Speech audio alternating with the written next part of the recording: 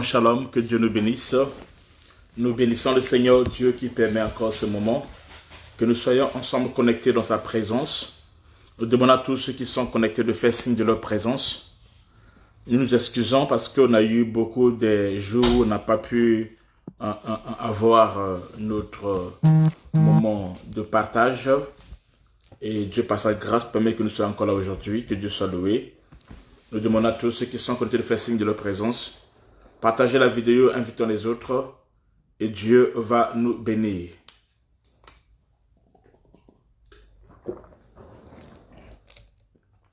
Partageons la vidéo, invitons les autres s'il vous plaît. Partageons la vidéo dans les murs, dans les différents groupes. Bonsoir Papa Placide, bonsoir Petrova Dukaga, Jessie, que Dieu bénisse tout le monde. Partageons la vidéo. Katia Andréo, shalom. Que Dieu bénisse tout le monde. Nous partageons la vidéo et nous invitons les autres. Shalom, maman Tatiana. Que Dieu te bénisse, papa et les enfants. Partageons la vidéo et invitons les autres rapidement. Je vais faire la même chose. Je fais aussi moi la même chose. Je partage la vidéo. Gloire à Jésus-Christ.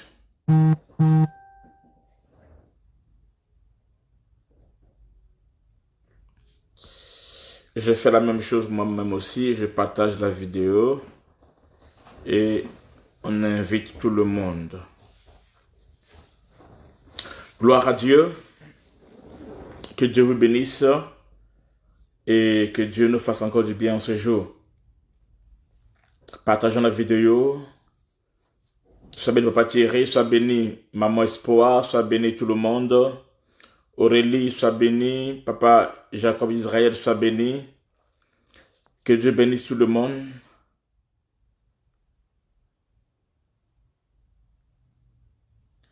Merci beaucoup Petrova. Que Dieu soit avec toi là où tu es et que Dieu opère dans ta vie au nom de Jésus-Christ. Que Dieu bénisse Maman Sadna. Sois béni, Papa Emmanuel de Jéricho, depuis Lyon, sois béni. Oh, homme de Dieu, Papa Joël, sois béni. Ma fille Jean-Pierre Audrey, sois béni, shalom. Alors restez connectés, nous allons voler encore en profondeur ce soir par la grâce de Dieu. Je vais commencer dans 2-3 minutes. Partageons la vidéo, invitons les autres. Je commence dans quelques minutes. Nous allons avancer encore en profondeur dans notre thème, les mystères du juge Ehud le gaucher.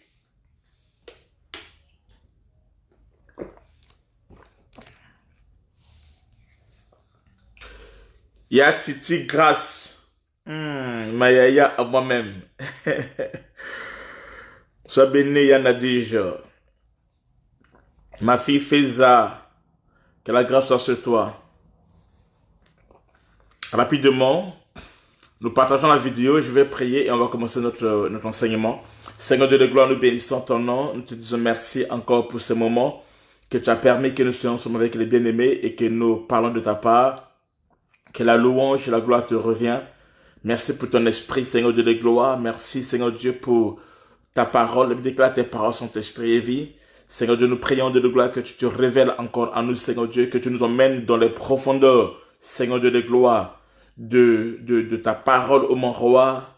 Laisse, ô Dieu, qu'on puisse te connaître encore, notre Dieu de gloire, et qu'on puisse marcher selon ta parole, ô mon roi, que cette parole affecte notre vie, au nom de Jésus-Christ, notre Seigneur et Sauveur. Amen. Amen. Sois béni, Papa Paul. Sois béni, ma fille Nishta. Papa Paul, Léa, Général Jacob Israël, que Dieu bénisse. Alors, ok, nous prenons le texte rapidement. Je vais faire de mon mieux d'avancer encore avec vous dans ce message sur Ehud le gaucher. Amen. Amen. sur Éhud le gaucher. On va lire le texte de base, vas-y Jogesh. Nous lisons juge. Bon, il faut partager. On va pas tout lire, mais on va prendre juge chapitre juge 3. Nous allons prendre à partir du verset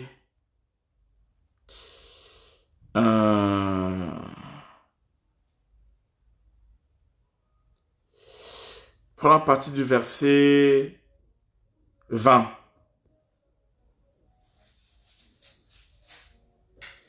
Éhud l'aborda comme il était assis seul dans sa chambre d'été, et il dit. Prends le verset 19.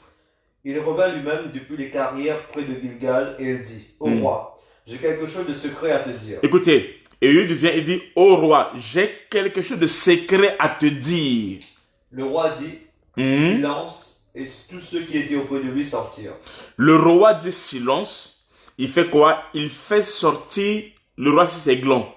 Eglon, Éhud a dit au roi qu'il a quelque chose de secret à lui dire. C'est le mystère. Amen. Et le roi dit silence. Ensuite, il fait quoi? Il fait sortir tous ceux qui étaient à ses côtés. Continue. Éhud l'aborda comme il était assis seul dans sa chambre d'été. Éhud l'aborda comme il était seul dans sa chambre d'été. Vas-y, continue. J'ai une parole de Dieu pour toi. Eglon se leva de son siège. Alors Éhud avança la main gauche, tira l'épée de son côté droit, et la lui enfonça dans le ventre. Aïe, aïe, aïe. La poignée même entra après la lame, et la graisse se referma autour de la lame. Car il ne retira pas du ventre l'épée qui sortit par derrière. Éhud sortit par le portique, ferma sur lui les portes de la chambre haute, et il tira le verrou. Quand il fut sorti, les serviteurs du roi vinrent et regardèrent, et voici les portes de la chambre haute étaient fermées au verrou. Ils dirent, sans doute ils se couvrent les pieds de la chambre d'été. Ils attendirent longtemps, et comme ils n'ouvraient pas les portes de la chambre haute, ils prirent la clé et ouvrirent, et voici leur maître était mort, étendu par terre. Amen. Pendant leur délai, Éhud prit la fuite. Continue. Pendant leur délai, Éhud prit la fuite, dépassa les carrières et se sauva à Séra. Dès qu'il fut arrivé, il sonna de la trompette de la montagne d'Éphraïm. Les enfants d'Israël descendirent avec lui de la montagne et il se mit à leur tête. Il leur dit, suivez-moi car l'Éternel a livré entre vos mains les Moabites, vos ennemis. Ils descendirent après lui, s'emparèrent des quais du Jourdain vis-à-vis de Moab et ne laissèrent passer personne. C'est bon. Amen. Gloire à Dieu. Je pense qu'on a compris le texte. Nous allons entrer directement. Je ne vais pas perdre assez de temps. Amen. Donc, nous continuons à parler sur le mystère du juge Éhud, le gaucher. Amen. Et nous voyons que Éhud, la Bible déclare, Dieu envoya Éhud pour délivrer Israël. Et quand Dieu a envoyé Éhud pour délivrer Israël, amen. Quand Dieu a envoyé Éhud pour délivrer Israël, la Bible déclare, Éhud se fut une épée de 2 tranchants. J'ai déjà expliqué ça dans nos précédentes vidéos. Amen. Donc Dieu envoie sa parole qui est une épée pour délivrer son peuple. Quand Dieu veut délivrer son peuple, il fait quoi? Il envoie sa parole. Amen.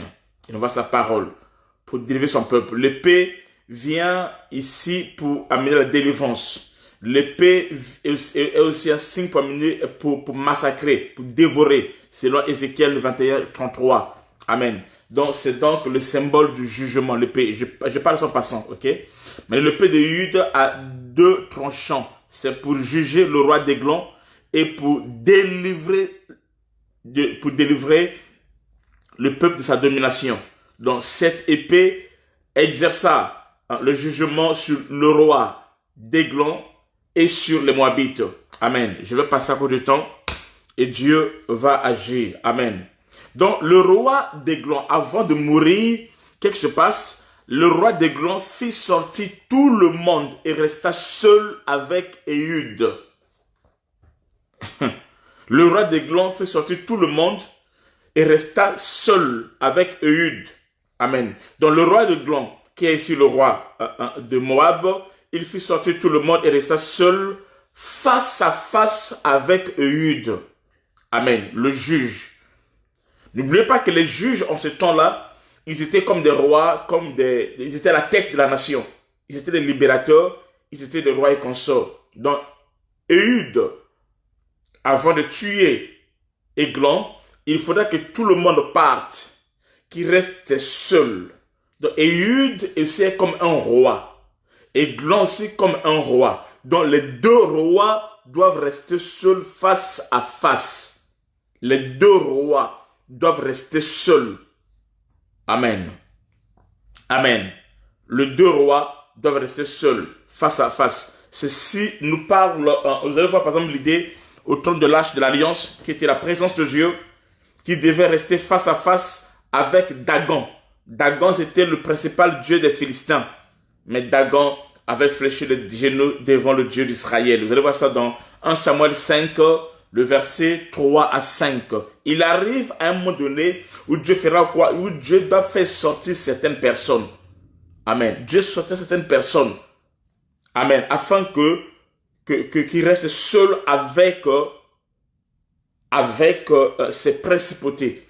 On a vu ça lorsque l'arche a été volée, récupérée par les Philistins. C'était comme un échec. Non, c'était pas d'échec. C'était une stratégie de Dieu afin que le peuple ne combatte plus. Mais lui-même, Dieu, rentrait dans ce combat pour aller affronter la source. Pour aller affronter la source.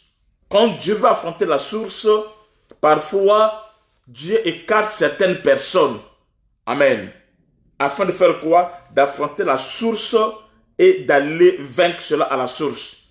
Amen. Je vais gagner un peu de temps. Vous allez voir que l'épée est rentrée dans le ventre d'Églon.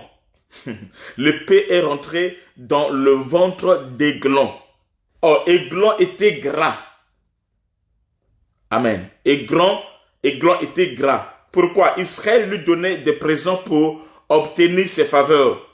Mais il continuait à servir Israël, à lui dominer. Israël lui donnait des présents pour avoir ses faveurs. Malgré ça, Églon continuait à dominer Israël, à servir Israël, à lui dominer. Il ne faut pas céder ton héritage au diable. Amen. Ce n'est pas en cédant ton héritage au diable que le diable aura pitié de toi. Non. Le diable, on ne collabore pas avec lui. Le diable n'a pitié de personne. Tous ceux qui servent le diable, l'ennemi finira par les maltraiter, par les détruire. Est-ce que vous comprenez? Il n'y a qu'un seul qui est le véritable maître, qui est Jésus-Christ de Nazareth. Lorsque on sert Dieu, Dieu te bénira. Mais quand tu sers le diable, que tu le veuilles ou pas, il ne va jamais te lâcher et il finira toujours par te détruire. Amen. Donc ne cède pas ton héritage au diable. Il ne faut pas vendre la parole qui est notre héritage. Notre héritage, ce n'est pas l'argent, non, c'est la parole. Amen. On ne doit pas vendre la parole au diable pour obtenir ses faveurs. Et quand tu vends la parole, quand nous falsifions la parole, quand nous ne prêchons plus l'évangile pur et qu'on sort, c'est en ce temps-là que nous vendons des choses et nous adorons le diable sans se rendre compte. Et cela sera en échange de notre âme. Nous devons servir que Jésus-Christ, lui seul. Plus tu consultes le diable, plus il fait des alliances avec lui pour t'enfoncer. Et tu accumules péché sur péché. C'est ce que dit Ésaïe 31, le verset 1 à 3. Mais par contre, l'épée d'Éhude était entrée dans le ventre, dans le gros ventre, parce que il était obèse. Éhude était obèse. Et l'épée est rentrée dans le gros ventre. Églon était obèse, plutôt pas Éhude. Églon était obèse. Et l'épée, sois bénie prophétesse Déborah Moueza. L'épée est rentrée dans le gros ventre d'Églon. Amen. Et son ventre était plein de graisse. Amen. Son ventre était plein de graisse. Bon, je n'ai pas trop voulu parler du ventre. Hein, je vais pas trop vouloir parler du ventre de Églon. Peut-être en privé, si y a des gens qui sont là-dessus. Je passe là-dessus. Amen. Amen. Retenez ceci, que le ventre est souvent une figure des instincts bas et des convoitises charnelles. Lorsqu'on parle du ventre, on parle plus des convoitises charnelles lorsqu'on parle du ventre. Est-ce que vous comprenez? Vas-y, on peut lire ça? Romains 16, 18. Romains 16, 18.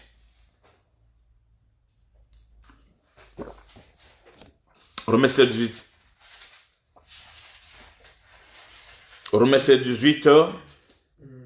Car de tels hommes ne servent point Christ notre Seigneur, mais leur propre ventre, et par des paroles douces et flatteuses. Répète, tu peux t'approcher, tu peux être loin. Écoutez ça, Romains 16, 18, on dit quoi? Car de tels hommes ne servent point Christ notre ne Seigneur, servent pas Christ notre Seigneur, mais leur propre ventre, ventre. et par des paroles douces et flatteuses. Et par des paroles douces et flatteuses, Ils séduisent les cœurs des simples. ils séduisent les cœurs des simples. Donc lorsqu'on parle du ventre, on parle des convoitises de la chair. Prends aussi Philippiens 3, 19. Philippiens 3, 19. Le ventre nous parle des convoitises de la chair. Ça nous parle de la séduction. Bref, c'est quelque chose qui est lié au péché. À ce qui est charnel. Vas-y. Leur fin sera la perdition. Leur fin sera la perdition. Ils ont pour Dieu leur ventre. Ils ont pour Dieu leur ventre. Ils mettent leur gloire dans ce qui fait leur honte. Ils mettent la gloire dans ce qui fait leur honte. C'est-à-dire qu'il y a des gens qui ont pour Dieu leur ventre. Ils ne pensent qu'aux choses de la terre. Ils ne pensent qu'aux choses de la terre. Quand quelqu'un a pour Dieu son ventre, répète, leur Dieu est leur ventre, vas-y. Donc leur fin sera la perdition. Leur fin, c'est la perdition parce que tout ce qu'ils ont fait, leur Dieu, c'est quoi? C'est leur ventre. Ils ont pour Dieu leur ventre. Ils ont pour Dieu leur ventre. Ils mettent leur gloire dans ce qui fait leur honte. Leur gloire est liée à ce qui fait leur honte. Donc ce qui fait leur honte, c'est ça leur gloire. C'est-à-dire qu'ils agissent dans la loi de l'inverse. Ces gens-là, ils sont des gens qui opèrent dans le monde des ténèbres. Continue. Ils ne pensent qu'aux choses de la terre. Quand quelqu'un a pour Dieu son ventre, il ne pense qu'aux choses de la terre. Lorsque ton évangile, lorsque ce que tu prêches n'est lié qu'aux choses de la terre, tu as pour Dieu ton ventre. Donc tu es du côté des aiglons. Ça, c'est la parole de Dieu. Lorsque tes prières, tes jeûnes, tes prières et consorts ne sont liés qu'aux choses de la terre, ce ne sont que liés à ton ventre, ce sont liés qu'au manger, au boire, au mariage, aux enfants, à tout ce qui est lié de la terre, ça veut dire que ton Dieu, c'est ton ventre. C'est pas moi qui dis ça, c'est Paul qui dit ça dans Philippiens 3, 19. Pourquoi? Parce que tu penses, ton cœur, ton âme, tes désirs ne sont que liés aux choses de la terre. Et dans nos églises, nous avons plus des gens qui ont pour Dieu leur ventre et on a moins des gens qui ont pour Dieu Jésus-Christ. Dis-moi qui est ton Dieu? C'est ton ventre ou c'est Jésus-Christ? Quand ton Dieu est ton ventre, alors tu ne penses qu'aux choses de la terre. Il y a des gens qui sont, ils ont la facilité d'investir dans les choses qui sont liées à la chair, à la terre. Pourquoi? Parce que leur regard est fixé vers le bas. Or, la Bible déclare, quand vous verrez ces signes, levez votre tête. De regarder vers le haut. Pourquoi? Car votre délivrance arrive. Qui est ton Dieu? Est-ce que c'est maman? Ou c'est Jésus-Christ? Qui est ton Dieu? Est-ce que c'est le ventre? Il y a des gens, tout ce qu'il fait, c'est le ventre. C'est ça le Dieu d'Ésaü. Le Dieu d'Ésaü, c'est le Dieu du ventre. Et le Dieu du ventre, c'est un Dieu qui fait ce que tu ne donnes pas la considération aux choses de l'esprit. Or, le Dieu de Jacob, amen. Jacob était prêt à tout perdre, à perdre ce qui est charnel pour gagner ce qui est spirituel.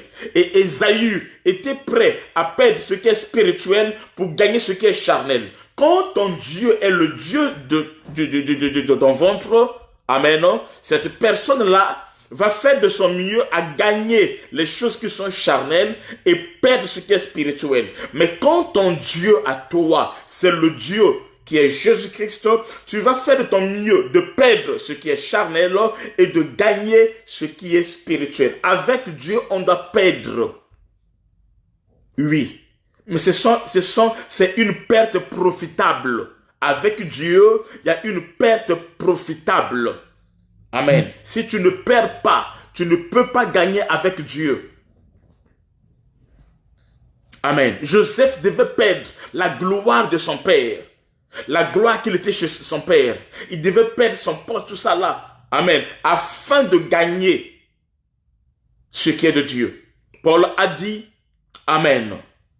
Paul a dit, ce qui m'était comme un gain, je l'ai regardé comme une perte. Amen. Afin de gagner le royaume. Moïse a refusé d'être appelé le fils de la fille de Pharaon à cause de l'excellence de Christ. Amen. Abraham est sorti de la maison de son père. Écoutez, tu ne peux pas gagner avec Dieu si d'abord tu n'as pas perdu. C'est ce qu'on appelle le brisement. C'est ce qu'on appelle le baptême du feu. Amen. Tu veux gagner, tu vas rêver, tu vas voir, il faut d'abord perdre. Amen. Le roi Saoul devait d'abord perdre les ânesses afin de gagner la royauté. Amen. Selon Dieu. Jésus a perdu sa gloire. Il a perdu son trône. L'existence forme de Dieu. Il s'est séparé de cela. Et son nom a été souverainement élevé. Tu ne peux pas monter si tu ne descends pas. Amen. Quel est ton Dieu? Tu pries le Dieu de ton ventre ou le Dieu de la Bible? Amen. Ceux dont le Dieu est le ventre, ce sont ceux-là, ils se préoccupent aux choses de la terre. Ils se préoccupent aux choses de la terre. Yes, merci beaucoup, Andréo. Philippiens 3, 7 dit ceci. Il dit, mais ces choses qui étaient pour moi des gains, je les ai regardées comme une perte à cause de Christ. Merci beaucoup, ma fille. Amen. C'est comme ça que Dieu opère. C'est comme ça que Dieu agit. Amen. La séparation avec le monde. C'est ça qui nous fait entrer dans la gloire de Dieu. Qui nous fait entrer dans la présence de Dieu. Qui nous fait entrer, amen, dans la grâce de Dieu. Dis-moi, depuis qu'en Christ, tu as perdu quoi? Si tu vois que tu n'as rien perdu, sache que tu t'es pas approché de Dieu. Tu dois perdre certaines choses. Amen. Leur Dieu, Philippiens dit, Paul dit, c'est leur ventre. Amen. Amen. Et ce soir, ce Dieu-là, qui est le ventre, va recevoir l'épée à double tranchant. Va recevoir l'épée qui est la parole de Dieu. L'épée qui est la parole de Dieu. Amen. Il faudra que tu puisses perdre et que la graisse sorte. Il y a des gens qui sont obèses. Ils sont obèses pas parce qu'ils sont, parce qu'ils sont malades, au fait. Amen. Amen. Mais Dieu, dans sa grâce, est ce Dieu qui ce soir nous délivre. Amen. Donc, le ventre, je disais ceci, amen, non? C'est l'image de la convoitise de la chair, c'est aussi une divinité. C'est-à-dire que quand ta vie à toi est liée à maman, aux choses de la terre et qu'on sort, alors tu es attiré par cet esprit, par ce démon et qu'on sort, et tu ne peux pas aller loin avec Dieu. Amen, non? Est-ce que vous me comprenez? Amen. Est-ce que je peux aggraver ça? Le serpent a été condamné par Dieu à marcher sur son ventre. Parce que le ventre, amen, est un esprit. Je vais prendre la Bible. Genèse 3, 14. Genèse 3, 14. Genèse 3, 14. Je parle du ventre des glands. L'Éternel Dieu dit au serpent. L'Éternel Dieu dit au serpent. Puisque tu as fait cela. Puisque tu as fait cela. Tu seras maudit dans tous les bétails. Tu seras maudit dans tous les bétails. Et entre tous les animaux du champ. Entre tous les animaux de champ. Tu marcheras sur ton ventre. Tu marcheras sur ton ventre. Et tu mangeras de la poussière tous les jours de ta vie. Ok, celui qui a pour Dieu le ventre, c'est quelqu'un qui est sous la malédiction. Celui qui a pour Dieu le ventre, c'est quelqu'un qui mange la poussière toute sa vie. Je vais révéler ça un autre jour en profondeur. Vous expliquer c'est quoi marcher sur le ventre et c'est quoi manger la poussière. Là, c'est prophétique. Il y a des profondeurs qui sont là. Mais ce n'est pas notre thème aujourd'hui. Pour moi, comprendre ceci, que lorsqu'on parle, du ventre ici, on parle du diable qui utilise les convoitises de la chair. Le ventre ici, ça résume les convoitises de la chair. Amen. C'est comme ça que Paul parla des serviteurs qui marchaient en ennemis de la croix. Qu'ils ont pour Dieu leur ventre. Quand quelqu'un marche, quand quelqu'un prend pour son ennemi la croix, l'évangile de la croix, l'évangile de la délivrance, de la séparation, amen, alors une telle personne, amen, l'évangile de la sanctification, l'évangile de la pureté, amen, l'évangile de la sainteté, quand quelqu'un s'écarte à cet évangile-là, automatiquement, il a pour Dieu maman, c'est-à-dire le Dieu de leur ventre. Amen. Pourquoi? Parce qu'ils mettent leur gloire dans leur ventre, comme fut le cas avec Aiglon. Quand quelqu'un a l'esprit du ventre comme Aiglon, sache qu'il a sujetti Israël. Amen. Il dit, sur ce qui fait leur honte, ils pensent aux choses de la terre. Ça nous parle du diable, ainsi que notre vieil homme qui se corrompt à chaque instant en marchant selon les convoitises charnelles. Amen. Et cet esprit a été jugé à la croix de Christ. Le véritable Eude. Le véritable Eude Christ, quand il vient avec l'épée dans notre vie, il vient pour combattre, pour détruire le vieux homme. Or, le vieux homme là, c'est l'ennemi. Le vieux homme là, c'est ce péché qui nous retient. Le vieux homme, c'est la nature adamique qui nous retient, qui nous empêche pour ne pas entrer dans notre destinée prophétique.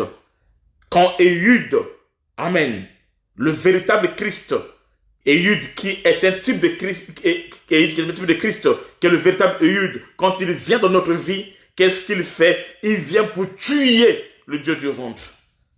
Il vient pour tuer les désirs de la chair. Il vient pour tuer tous ceux qui servent pour leur propre ventre. Amen. Amen. Il vient pour les tuer. L'épée de Dieu, la parole de Dieu dans notre vie vient pour détruire les œuvres de la chair. Ça vient pour détruire le péché, les convoitises.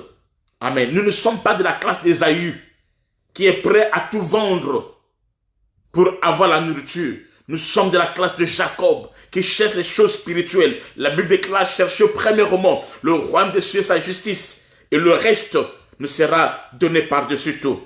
Et Eude vient avec son épée et il fait entrer ça, enfoncer dans le ventre de Aiglon. Et ce sort. Ça c'est notre mystère. Amen. Amen. Notre vieil homme, nos convoitises charnelles ont été jugés à la croix par Christ, le véritable Eude. On va lire ça dans la Bible. Jean chapitre 12, le verset 35. Jean 12, verset 35. 31 plutôt. Jean 12, 31.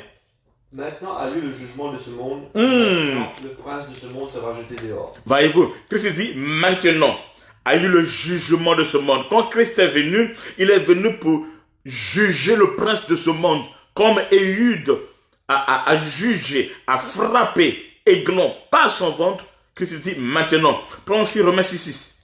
Romains 6, verset 6. Alléluia.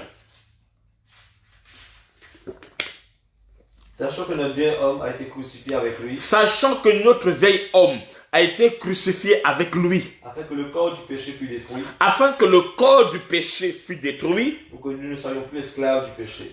Pour que nous ne soyons plus esclaves du péché. Notre vieil homme a été crucifié avec Christ. Si nous sommes enfants de Dieu, il faudra qu'on arrive à crucifier notre vieil homme. Amen.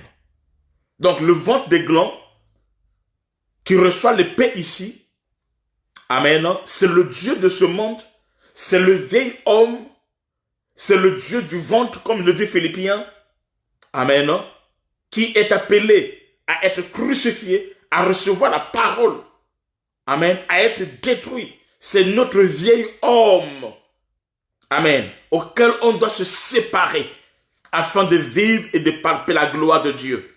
Maintenant, vous voyez quelque chose. Là, je ne sais pas si vous allez comprendre. Je vais entrer un peu en profondeur. Amen. Vous voyez quelque chose? On dit, quand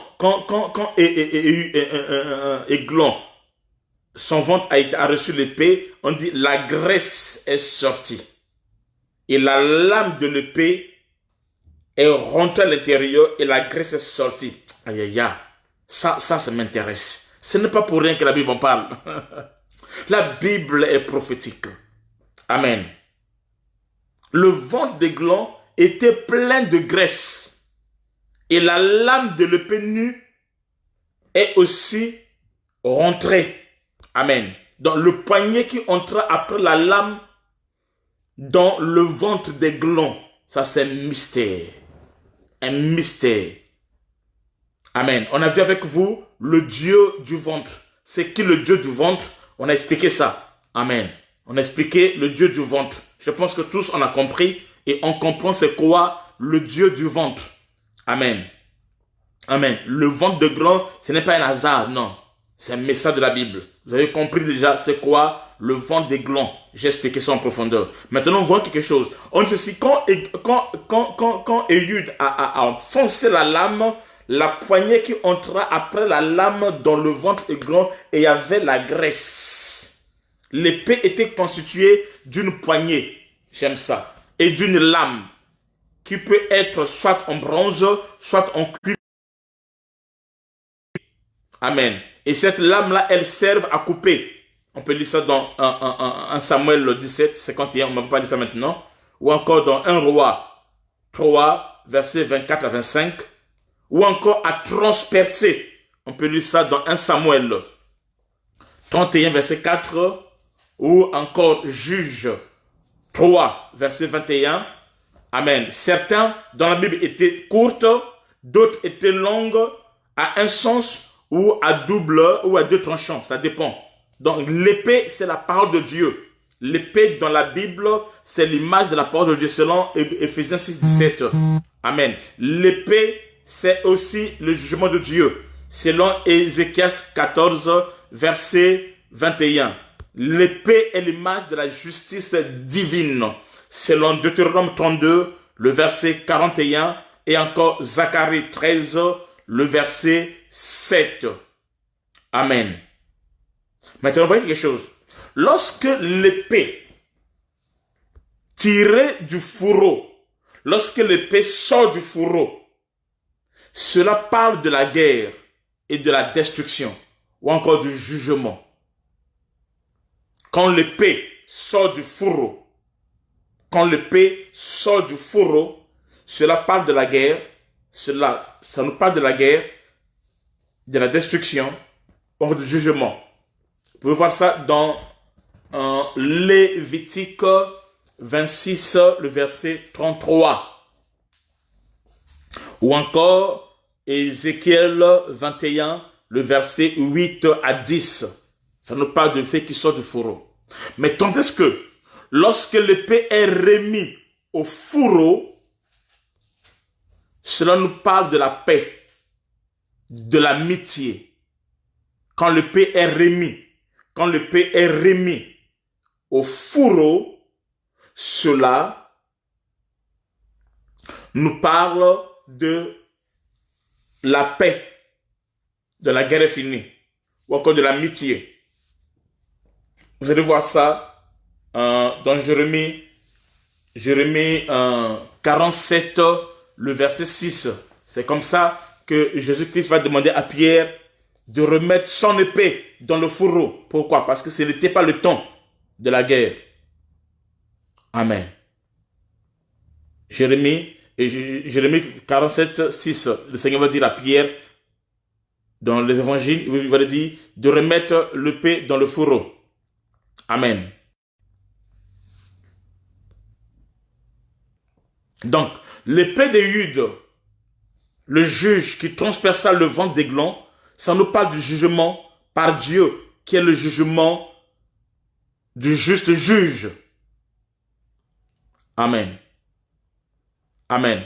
La poignée qui entra même après la lame de l'épée dans le ventre d'Églon, ça nous parle de la parole de Dieu qui est vivante et efficace, plus tranchant qu'une épée.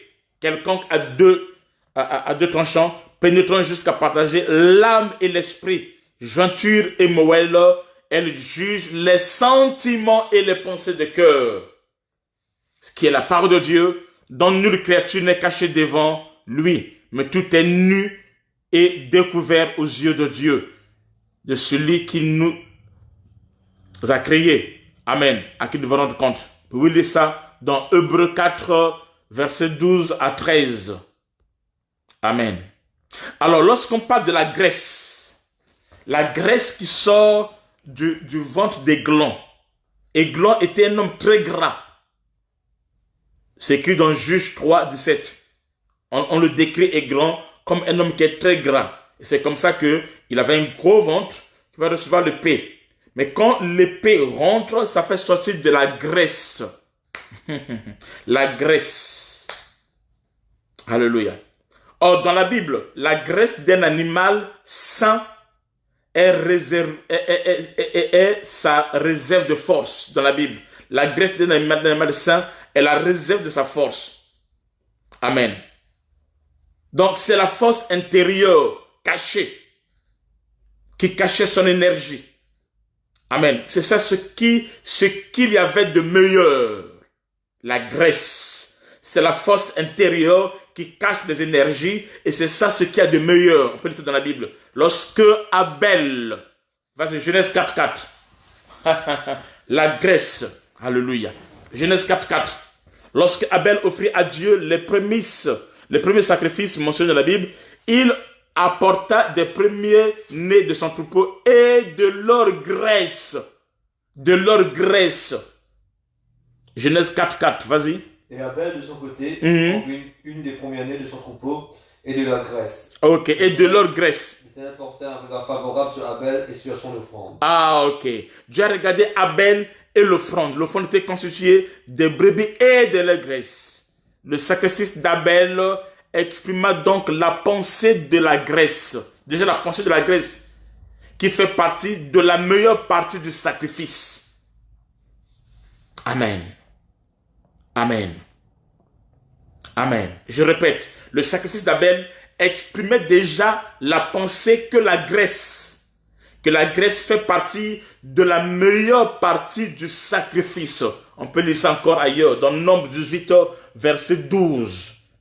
Nous sommes dans la parole de Dieu. La graisse faisait partie du meilleur parti. Amen. Du sacrifice. Lisons Nombre 18, verset 12. Vas-y, Yogesh. Je te donne des prémices qu'ils offriront à l'Éternel, tout ce qu'il y aura de meilleur en huile, tout ce qu'il y aura de meilleur en mou et en blé. Voyez-vous, tout ce qu'il y aura de meilleur en quoi? En huile, en mou et en blé. Amen. Voyez-vous. Donc, cela accompagné. Prends encore Genèse 45. Genèse 45, 18. Genèse 45, verset 18.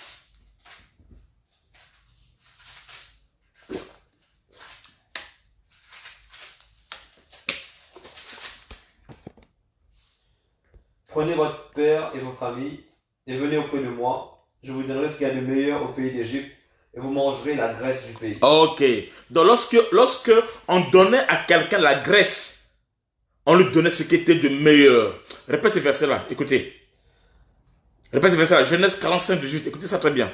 Prenez votre père et vos familles. Prenez votre père et votre famille. Et venez auprès de moi. Et venez auprès de moi. Je vous donnerai ce qu'il y a de meilleur au pays d'Égypte. Je vous donnerai ce qu'il y a de meilleur au pays de l'Égypte. Vous mangerez la graisse du pays. Vous mangerez la graisse du pays. Donc la graisse n'était autre que la partie la plus meilleure.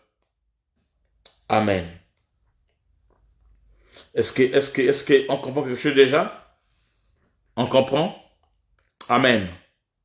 Amen. Donc de plus, dans la loi de Moïse, toute graisse appartenait à l'Éternel. Donc, quand tu tues quelque chose, les hommes mangeaient ce qui tout ça là. Mais il y avait des parties qui devaient revenir. Mais il y avait aussi des parties qui devaient revenir à l'Éternel. Qu'est-ce qui revient à l'Éternel? C'était la partie la plus meilleure, qui n'était autre que la graisse. La graisse revenait à l'Éternel. On peut lire ça. Lévitique 3.16, vas-y. Lévitique 3.16. Lévitique 3.16, dit que toute graisse appartient à l'Éternel.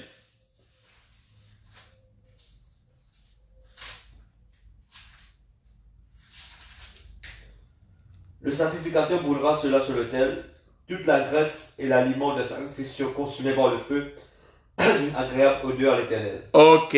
Donc, la graisse que ça brûle par le feu, parce que cela doit devenir à l'Éternel. Donc, lorsqu'on parle de la graisse ici, je veux dire quoi? La graisse, c'est quoi? C'est là où il y a la force. C'est là où il y a le meilleur.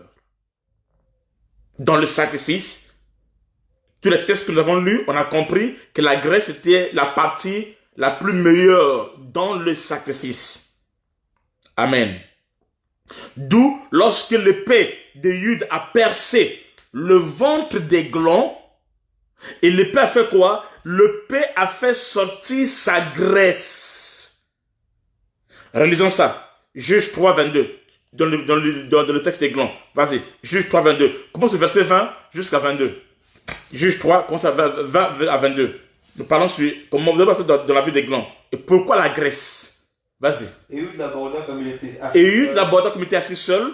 Dans sa chambre d'été. Dans sa chambre d'été. Et il dit. J'ai une parole de Dieu pour toi.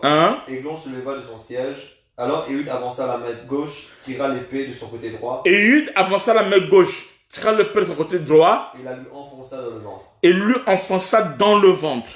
La poignée même entra après la lame. La poignée entra après la lame. Car il ne retira pas du ventre l'épée. Car il ne retira pas du ventre l'épée. Qui sortit par derrière. Qui sortit par derrière. Ehud sortit par le portique. Ferma sur lui les portes de la chambre haute et tira le verrou. Quand il fut sorti, les serviteurs du roi vinrent et regardèrent. Et voici les portes de la chambre haute étaient fermées au verrou. Ils dirent, sans doute, il se couvre les pieds dans la chambre d'été. Là, tu m'as versé 24. Non, je dis que c'est 22. Amen. Voyez-vous? Donc, la graisse est sortie. Ok? Amen. La graisse, n'oubliez pas que c'est la partie la plus meilleure d'un sacrifice. Donc, dans Églon, dans son ventre, la graisse qui sort, c'est la partie meilleure qui sort. Ça veut dire quoi? Cela nous parle de la façon dont Christ a anéanti toute la force, donc la graisse, toute la puissance de Satan, donc la graisse, tout ce qui était de meilleur, tout ce qui faisait la force du diable. Amen. L'épée est allée détruire cela. Amen. La graisse de l'ennemi. Amen. Christ à la croix anéantit toute la force dans la graisse de l'ennemi à la croix et la façon aussi il va anéantir et écraser. Amen. Donc à la croix, Christ a détruit pas seulement l'ennemi, mais il a détruit tout son armement, toute sa base, ce qui faisait sa force. Amen. Cela a été détruit à la croix de Golgotha. Il a écrasé cela. Amen. Il a détruit cela. Le Seigneur n'a pas seulement vaincu le diable, n'a pas seulement détruit, mais il a écrasé sa tête. Il a détruit ce qui fait sa force, ce qui est symbolisé ici par la graisse. Donc ce qui était du meilleur dans l'ennemi avait été détruit. Donc le diable n'a plus rien de fort, de puissant, amen, non, pour combattre et pour dominer et faire tout cela dans la vie des enfants de Dieu. Amen. Lisons Romains 16, 20. Romains 16, 20. Alléluia.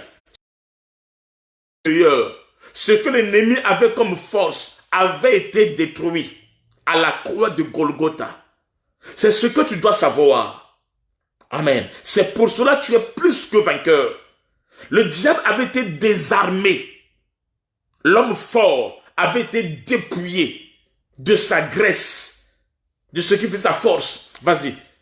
Romains 16, 20. Le Dieu de paix. Le Dieu de paix. Écrasa bientôt Satan sous vos pieds. Que la grâce de notre Seigneur Jésus soit avec nous. Il fera quoi? Il veut casser Satan où? Sous mes pieds. Pas sous ses pieds, mais sous nos pieds à nous. Non, écoutez. Le Dieu de paix écrasera Satan. Sous vos pieds. Écoutez, pas sous ses pieds, mais sous nos pieds. Ça veut dire quoi? La force du diable. Le diable est à terre. Le diable est sous nos pieds. Et il est écrasé sous nos pieds. Il n'est pas écrasé sous les pieds de quelqu'un d'autre. Mais sous tes pieds à toi, Maman Sadna. Il est écrasé sous tes pieds à toi, Vini Mao. Il est écrasé sous tes pieds à toi, Christabel Carissa. Il est écrasé sous tes pieds à toi, Nadish Kitio. Amen. Écoutez, le diable est écrasé sous mes pieds. Amen. Pas les pieds de mon voisin, sous mes pieds à moi, l'ennemi est écrasé. Pourquoi? Parce que ce qui faisait sa force, la graisse, avait été sortie, avait été détruite. Et automatiquement, j'ai le pouvoir, la puissance, selon Romains 16:20, que le diable est écrasé sous mes pieds. Alléluia. Sous mes pieds, le diable est écrasé. L'adresse du diable, amen. Amen. Et où est sous mes pieds? C'est-à-dire que je reçois le pouvoir, la domination de marcher sur l'ennemi et sur toute sa force et rien ne pourra vous nuire. Christ dit, je vous donne ce pouvoir. C'est sous mes pieds. Ah, fais ça. Je dis, c'est sous tes pieds. Les puissances des ténèbres sont sous tes pieds. Les œuvres de l'ennemi sont sous tes pieds. Tu as la victoire. Pourquoi? Parce que la graisse, le ventre d'Aiglon a reçu l'épée et la graisse est sortie. Ce qui faisait sa force, ce qui était de son meilleur, ce qui était sa puissance avait été libéré, avait été sorti et il n'a plus de pouvoir. Il est sous mes pieds. Je suis plus que vainqueur parce que celui qui m'a aimé me donne le pouvoir, la domination. C'est ce que Paul déclare. Ici, il dit que l'ennemi est sous nos pieds, où il est écrasé. J'ai la victoire. Le diable est fort parce que tu ne sais pas ce que tu es. Le diable est fort parce que tu ne réalises pas que la graisse était sortie. C'est-à-dire, la partie la plus meilleure, la partie la plus forte, ce qui faisait sa force, avait été atteint, avait été touché. Jésus-Christ a touché au meilleur côté. Jésus-Christ l'a affaibli. Jésus-Christ l'a détruit. C'est ça ce que toi tu ignores. C'est ça ce que toi tu ne connais pas. Alléluia. Et quand tu ne connais pas cela, tu donnes la force à l'ennemi. Mais quand tu sais de tout ton cœur que l'ennemi a été vaincu, non pas seulement qu'il a été vaincu, mais tout ce qui était de sa force avait été détruite. Sa base a été détruite. Sa force avait été détruite. Amen. Il a été dépouillé de son pouvoir, de toute sa force. Ce qu'il avait de meilleur avait été touché. Alors en ces temps-là, Dieu fait quoi? Il prend l'ennemi, il le met sous ses pieds. Et sous tes pieds, l'ennemi ne peut rien faire. Parce qu'il est dépouillé de sa force. Il est sous tes pieds, il ne peut plus rien faire. Alléluia. C'est toi qui es le maître. C'est toi qui es appelé à dominer. Tu es Adam restauré. Celui qui est appelé à dominer sur toutes choses. Alléluia. Dans les cieux, sur la terre, sous la terre, tu as le pouvoir de dominer. Alléluia. Tu es plus que vainqueur. C'est pour cela, ils te feront la guerre, mais ils ne te vaincront pas. Pourquoi? Parce qu'il n'a pas la force sur toi. Il te fera la guerre. Amen. Il te pas parce que sa force a été dépouillée. C'est ça le mystère de la graisse. Alléluia. Qui sort du ventre d'Aiglon. Amen. Nous avons vu c'est quoi le ventre d'Aiglon et nous venons voir c'est quoi la graisse. Et à partir de cela, nous pouvons déclarer le miracle, le surnaturel, la gloire de Dieu. Il est sous nos pieds. Pas sous les pieds de Christ, non. C'est Christ qui a vaincu, oui. Mais où? Sous nos pieds. C'est Christ qui a vaincu, oui. Mais où? Sous nos pieds. Amen. La graisse est sortie. Ça parle du dépouillement. Amen. La graisse, c'est ce qui fait sa force. La graisse, c'est ce qui fait son autorité, sa puissance. C'est la partie la plus meilleure. Mais cela à la croix, Jésus a vaincu cela. Amen. Cela nous parle aussi déjà d'une manière prophétique sur la bataille de la guerre d'Armageddon. Amen. Où le Seigneur, rien que par son souffle, amen, il va terrasser l'ennemi. C'est-à-dire par sa parole, qui est le paix de l'esprit. Amen. Non? L'ennemi sera vaincu. Aiglon sera vaincu. Alléluia. Après comment? Après 18 ans de souffrance. J'ai expliqué ça va passer que les 18 ans de souffrance où Israël est assujetti par Aiglon, ça nous parle de l'espace qu'il y a entre 12 ans de Jésus-Christ et 30 ans. Jésus-Christ apparaît à 12 ans, il parle, et après 12 ans, il ne parle plus. La Bible ne dit plus rien. Il va parler de nouveau à 30 ans. Entre 12 ans et 30 ans, il y a 18 ans. Ça nous parle du silence de Dieu. C'est ça le temps de la grâce. Et pendant le temps de la grâce, Israël est assujetti. Israël est dominé par l'ennemi. Amen. Et quand le temps de la grâce finira, alors viendra le temps où le Seigneur va maintenant s'occuper d'Israël. Il va nous répartir à Israël pour faire quoi? Pour vaincre Aiglon. Amen. Et ensuite, pour nous donner la victoire. Amen. Amen. Amen. C'est pour cela en Égypte, lors devant les enfants d'Israël, pendant que la Pâque était là, Dieu avait tué les premiers-nés de Pharaon. Pourquoi les premiers-nés? Les premiers-nés de Pharaon, c'est ça la graisse de Pharaon.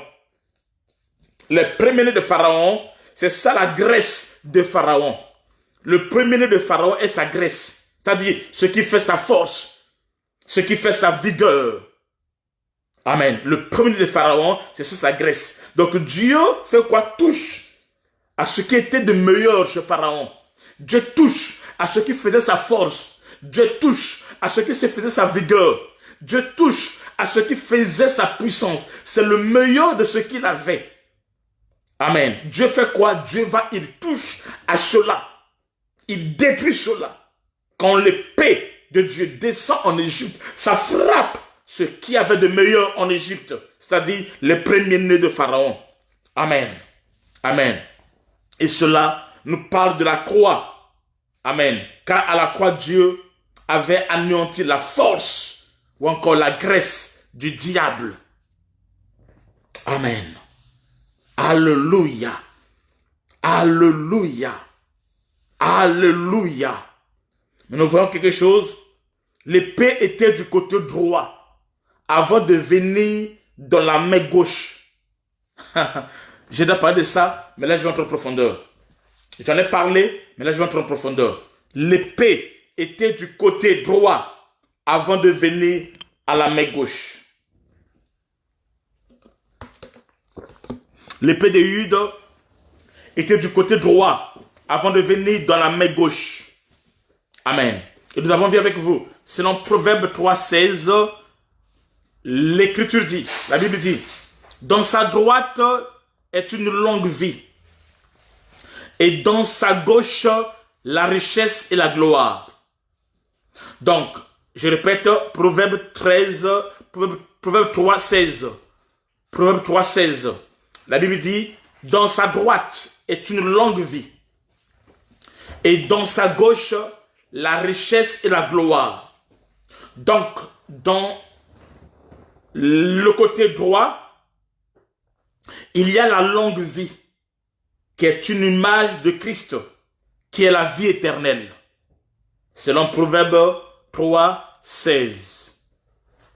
Donc, dans la droite de Dieu, il y a le Fils qui est debout, prêt pour le combat. Dans la droite de Dieu. Et vous allez voir ça dans Matthieu 26, 63, 64. Tu peux lire ça, s'il te plaît. Matthieu 26, 63, 64. Alléluia. Alléluia. Jésus garda le silence. Et le souverain sacrificateur, prenant la parole, me dit, je t'adjure par le Dieu vivant, de lui dire si tu es le Christ, le Fils de Dieu. Jésus lui répondit, tu l'as dit. De plus, je vous le déclare, vous verrez désormais le Fils de l'homme assis à la droite de la puissance de Dieu et venant sur les nuées du ciel. Amen. Le Fils de l'homme assis à la droite de Dieu. Et vous, ce n'est pas de la puissance et qu'on sort. Vous pouvez lire encore dans Marc 14, 62. Marc 14, 62. Aussi dans Acte 7, 30, Acte 7, 56. Amen. Dans la droite de Dieu, pas de la puissance de Dieu. Amen. Mais la Bible déclare, la main gauche de Dieu et la main droite de Dieu. Je parle de la main gauche de Dieu et la main droite de Dieu. Donc, Cantique des Cantiques, Cantique 6.6, la Bible dit, Cantique 6.6. Je parle sur la gauche maintenant. Cantique 6, verset 6, verset de gauche. Cantique 6.6. Cantique des Cantiques 6, verset 6. Tes dents sont comme une troupeau de brebis. Tes dents sont comme une troupeau de brebis qui remontent de l'abreuvoir. Qui remontent de l'abreuvoir. Toutes portent des jumeaux, aucune d'elles n'est stérile. Cantique 6, 6. Cherche-moi là, on dit, que sa main gauche soit sous ma tête et que sa droite m'embrasse. Amen. Tu vois ce verset-là? Il dit que sa main gauche soit sous ma tête et que sa droite m'embrasse. 2,6. Pardon? Cantique des Cantiques 2, verset 6. Ok, Cantique 2,6. Je m'excuse. Vas-y, Yogesh. Que sa main gauche soit sous ma tête et que sa droite m'embrasse.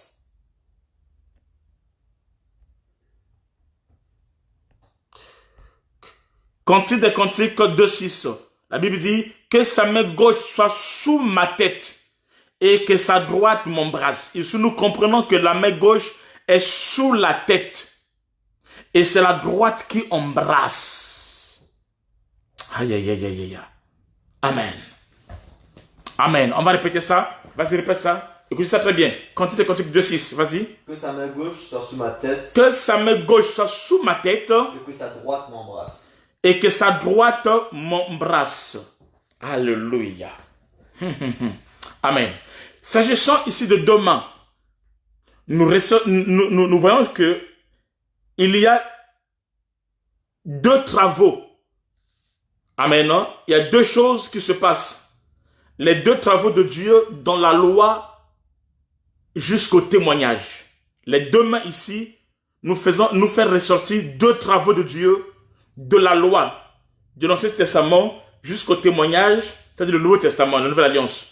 Alors, au temps de la loi, c'était la main droite qui travaillait. Amen. Voilà pourquoi Israël est sorti d'Israël, est sorti de l'Égypte plutôt, au temps de Moïse, amen, avec la main droite, c'est-à-dire la droite de Dieu. Amen. Amen. Vous allez voir, quand ils sont sortis de l'Égypte, ils ont chanté un cantique. Ils ont ceci. Il dit, je chanterai à l'Éternel car il a fait éclater sa gloire. Il a précipité dans la mer le cheval et son cavalier. L'Éternel est ma force et le sujet de mes louanges. C'est lui qui m'a sauvé. Il est mon Dieu et je le célébrerai. C'est le Dieu de mon Père. Je les attirerai. L'Éternel est un vaillant guerrier. L'Éternel est son nom. Il a lancé dans la mer les chars de Pharaon et son armée. Ses combattants d'élite ont été engloutis dans la mer. Amen. Tout ça là. Et quand vous continuez, on nous parle, c'est dans Exode. Exode combien? Exode... Tout le monde verset là. Dans Exode 12 qui part, Exode 12 qui part là-bas. Quand ils sont sortis, de l'Égypte. Amen. Donc on parle de la droite de Dieu. Donc la droite, c'est la position de la force. Comme la droite de Dieu, c'est sa force, d'où la main gauche ou la gauche de Dieu, c'est sa faiblesse. Amen. C'est le sacerdoce royal qui a sauvé l'homme. Amen. La main gauche. La main droite, c'est la loi qui était fort comme un lion. Amen. Amen. C'est Aaron avec ses 4 filles. Voyez-vous? Et tandis que la main gauche, c'est la faiblesse. C'est bon. C'est la faiblesse. C'est le ministère de la parole qui est Christ avec ses 5 doigts. La loi, c'est Aaron avec ses 4 fils. Mais c'est la main droite. Mais la main gauche, c'est le ministère. Amen. De la parole, de la faiblesse, c'est le ministère de la parole qui est Christ avec ses doigts qui sont les 5 dons ministériels, Éphésiens 4:11. Donc Christ aujourd'hui travaille avec ses 5 doigts qui sont les 5 grâces. Amen. Dans les 5 ministères. Et il dit embrasser. Donc lorsqu'on dit embrasser, c'est attirer la femme vers lui. Amen. Amen. Il dit il embrasse. Il soutient la tête et il embrasse. Amen. Embrasser, c'est attirer la femme. Alors, la femme ici, c'est l'église. La femme qu'on caresse ici. La femme qu'on embrasse ici. La femme qu'on touche ici, c'est l'image de l'église. Amen. Embrasser, c'est attirer la femme vers lui. C'est le ministère des Éphésiens 4:11. Donc, nous, les hommes de Dieu, c'est quoi notre ministère? C'est attirer la femme vers Christ. Oui. La main, quand la main caresse, quand la main embrasse tout ça là, ça peut faire quoi? C'est pour attirer la femme vers le pot. Amen. Pas vers la main, non mais vers le pot. Vers lui. Amen. On peut dire quelque chose dans Ecclésiaste 10, verset 2.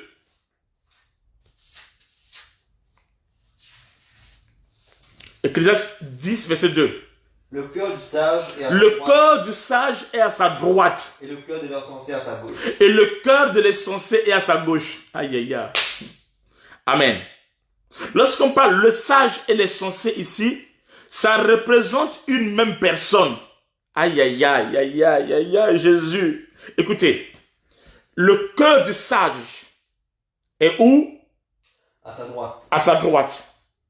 Mais le cœur de l'insensé est à sa gauche. En réalité, amen, lorsqu'on parle du sage et l'insensé ici, on parle d'une même personne, c'est Christ. Amen, c'est Christ.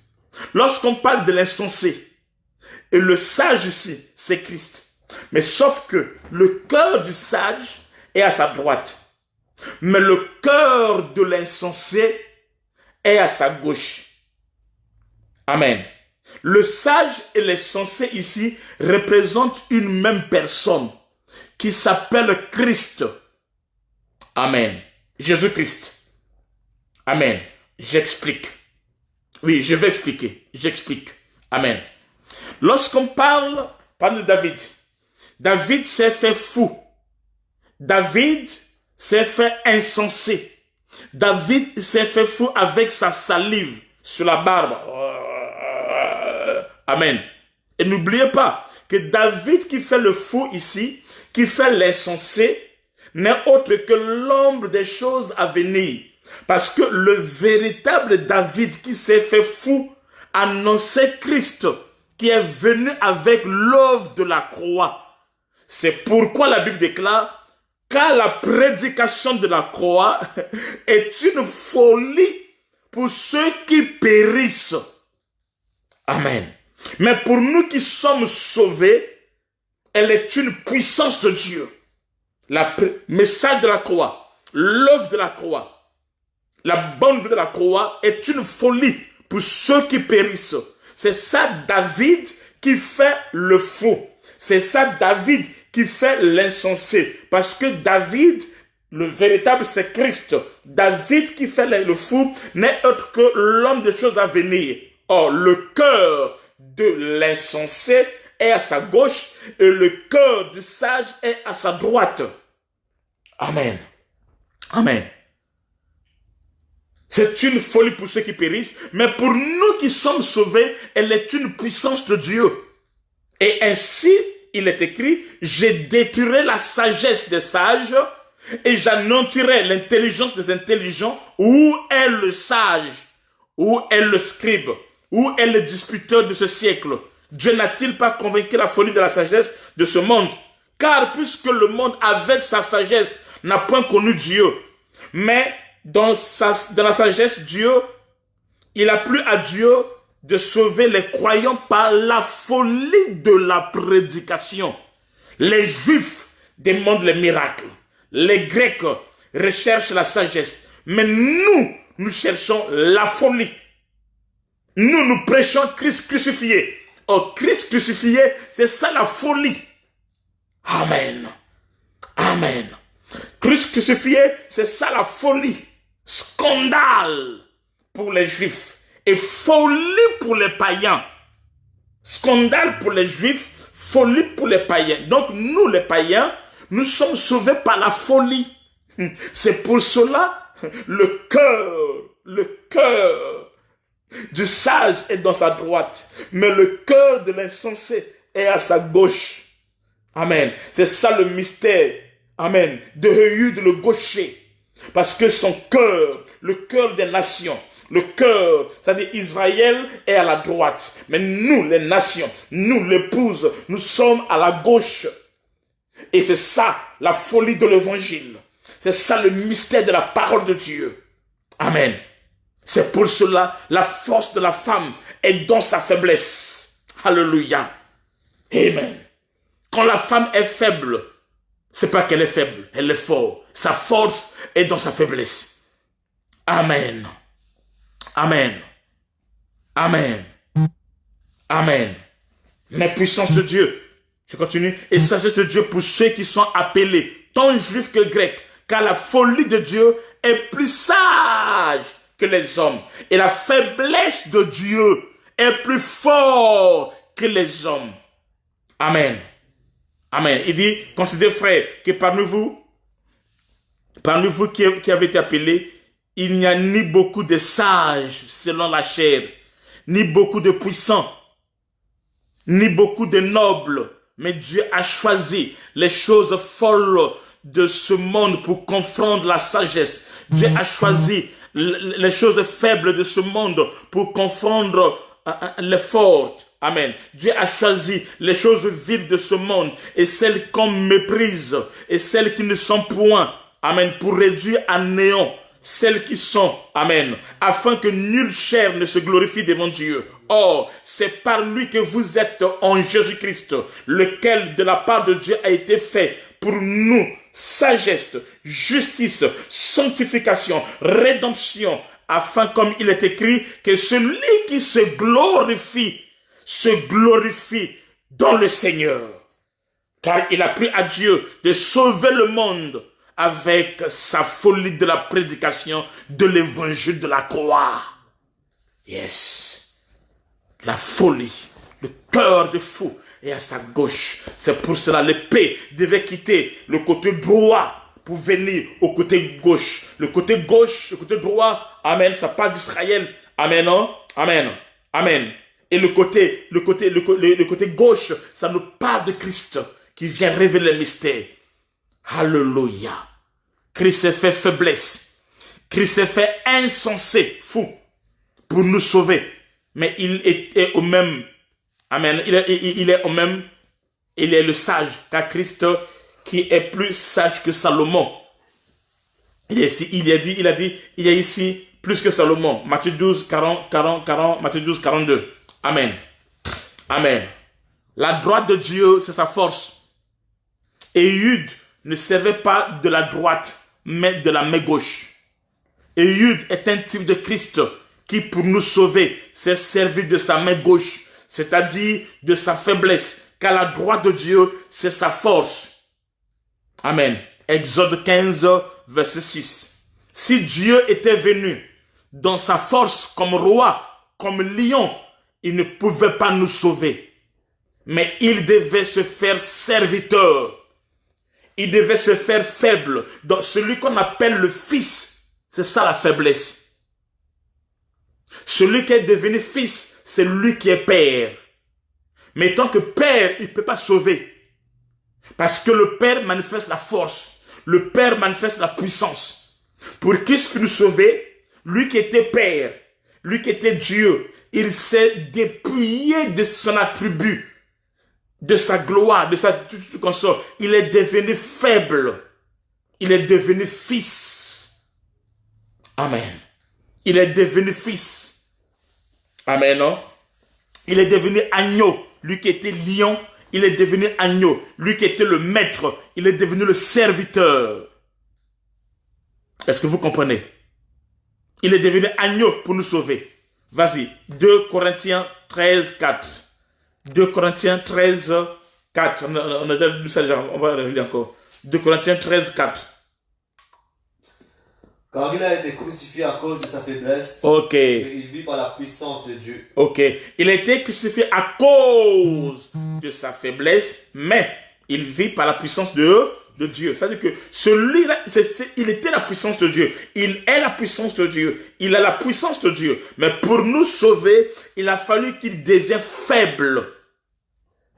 Catherine a dit merci Seigneur. Alléluia.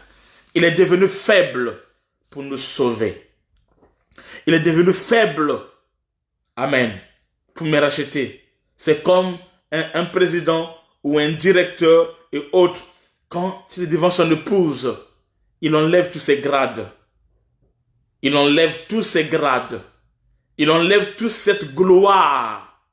Il devient faible devant son épouse. C'est la même chose. L'homme est faible devant la femme.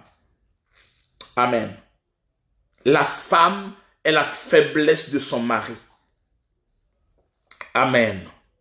Amen. Amen. Alléluia. Amen. Donc les deux mains de Jude sont un type de Christ. Ça parle du travail de Dieu.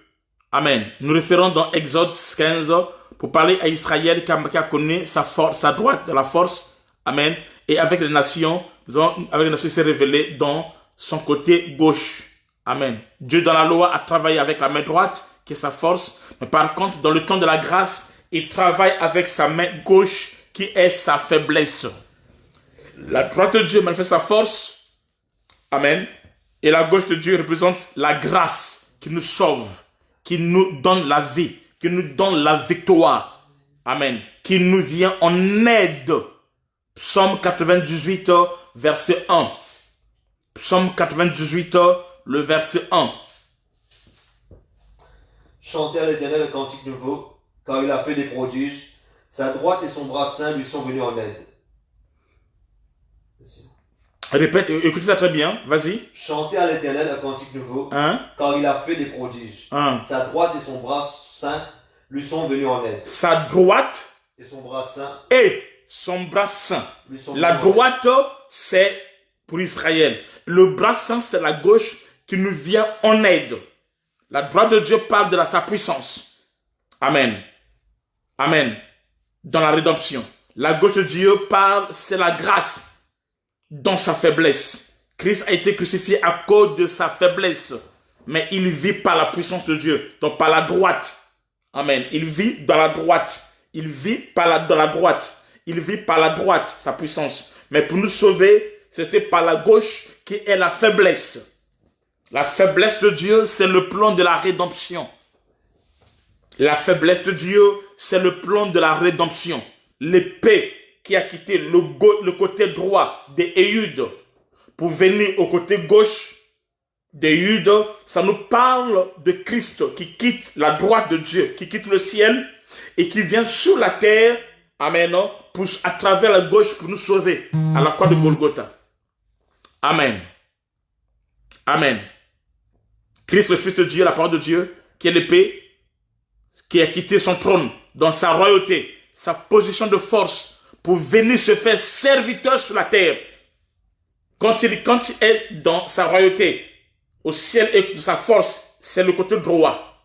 Mais quand il doit venir sur la terre, il doit venir dans le côté gauche et il devient faible pour nous sauver. Amen. Amen. Vous allez voir quelque chose. Pour que Jésus-Christ, si vous lisez dans Jean, prenez Jean 4. Jean 4, verset 6. Jean 4, 6, vous allez voir comment Jésus le fait. Jean 4, 6, vas-y. Jean 4, verset 6. On va lire ça rapidement. Là se trouvait le puits de Jacob. Écoutez, là se trouvait le puits de Jacob. Jésus fatigué du voyage. Jésus fatigué du voyage. Était assis au bord du puits. Était assis au bord du puits. C'était environ la 6e heure. C'était la 6e heure. Une femme de Samarie vint puiser de l'eau. Une femme de Samarie vient puiser de l'eau. Jésus lui dit, donne-moi à boire. Donne-moi à boire, c'est bon. Amen. Écoutez, il était comment? Fatigué du voyage. À quelle heure? À la 6e heure. Et à un moment, une femme vient. Fatigué, c'est ça le côté gauche, c'est ça la faiblesse. Quand il était fatigué du voyage ici, fatigué, c'est pas fatigué physiquement seulement, non. C'est-à-dire qu'il était dans sa position de la main gauche. Il était dans sa faiblesse. À la 6e heure, le chiffre 6, c'est le chiffre de l'homme. Amen. Donc autant dans son humanité. Amen. Pour faire quoi? Pour sauver une femme, c'est-à-dire l'épouse des nations. Nous sommes sauvés pour sauver l'humanité qui ici est symbolisée par la 6e heure. Il a fallu que le Seigneur Jésus-Christ soit fatigué, c'est-à-dire qu'il rentre dans sa faiblesse Pourquoi? Parce qu'il avait un rendez-vous avec une épouse. Alléluia. Amen. Il avait rendez-vous avec l'épouse. Pour sauver l'épouse, il a fallu qu'il soit dans la fatigue. Si tu vas avec ton mari et qu'il n'est pas fatigué, c'est qu'il y a un problème. S'il y a quelqu'un qui peut fatiguer un homme, c'est l'épouse. Donc, ils se sont fatigués. Il est là, il est dépouillé de ses forces. C'est une femme qui peut faire ça. Amen. C'est pour cela un homme qui parle trop beaucoup, c'est pas un homme. Un homme, quand une femme parle, l'homme dit, bon, ok, c'est bon, on arrête, c'est bon, bon, tout ça là, c'est bon. Il fait l'offrande. Il fait l'offrande pour se racheter. Amen. Ça c'est un homme. Amen. Parce que l'homme, bon, je garde ça. Alléluia. Amen. La fatigue de Jésus-Christ était à cause de la femme pour la sauver. S'il n'y a pas de femme, l'homme reste fort. Christ ici est à l'image d'Adam qui s'est endormi afin que Ève sorte de son côté, de sa côté. Adam doit s'endormir. Adam doit être dans l'assouplissement. Adam doit être faible. Amen. Adam doit être faible. Et c'est comme ça que la femme sort. Comme ça que Ève sort. La faiblesse d'Adam. C'est ça, la manifestation de l'épouse.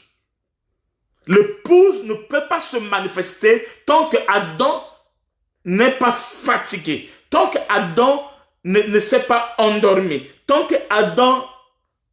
Jacqueline Yamba là. Tant que Adam n'est pas faible. Amen. C'est pour cela que Naomi a dit à Ruth. Naomi a dit à Ruth un secret. Naomi a dit à Ruth, il dit qu'il faut attendre que Boaz puisse s'endormir.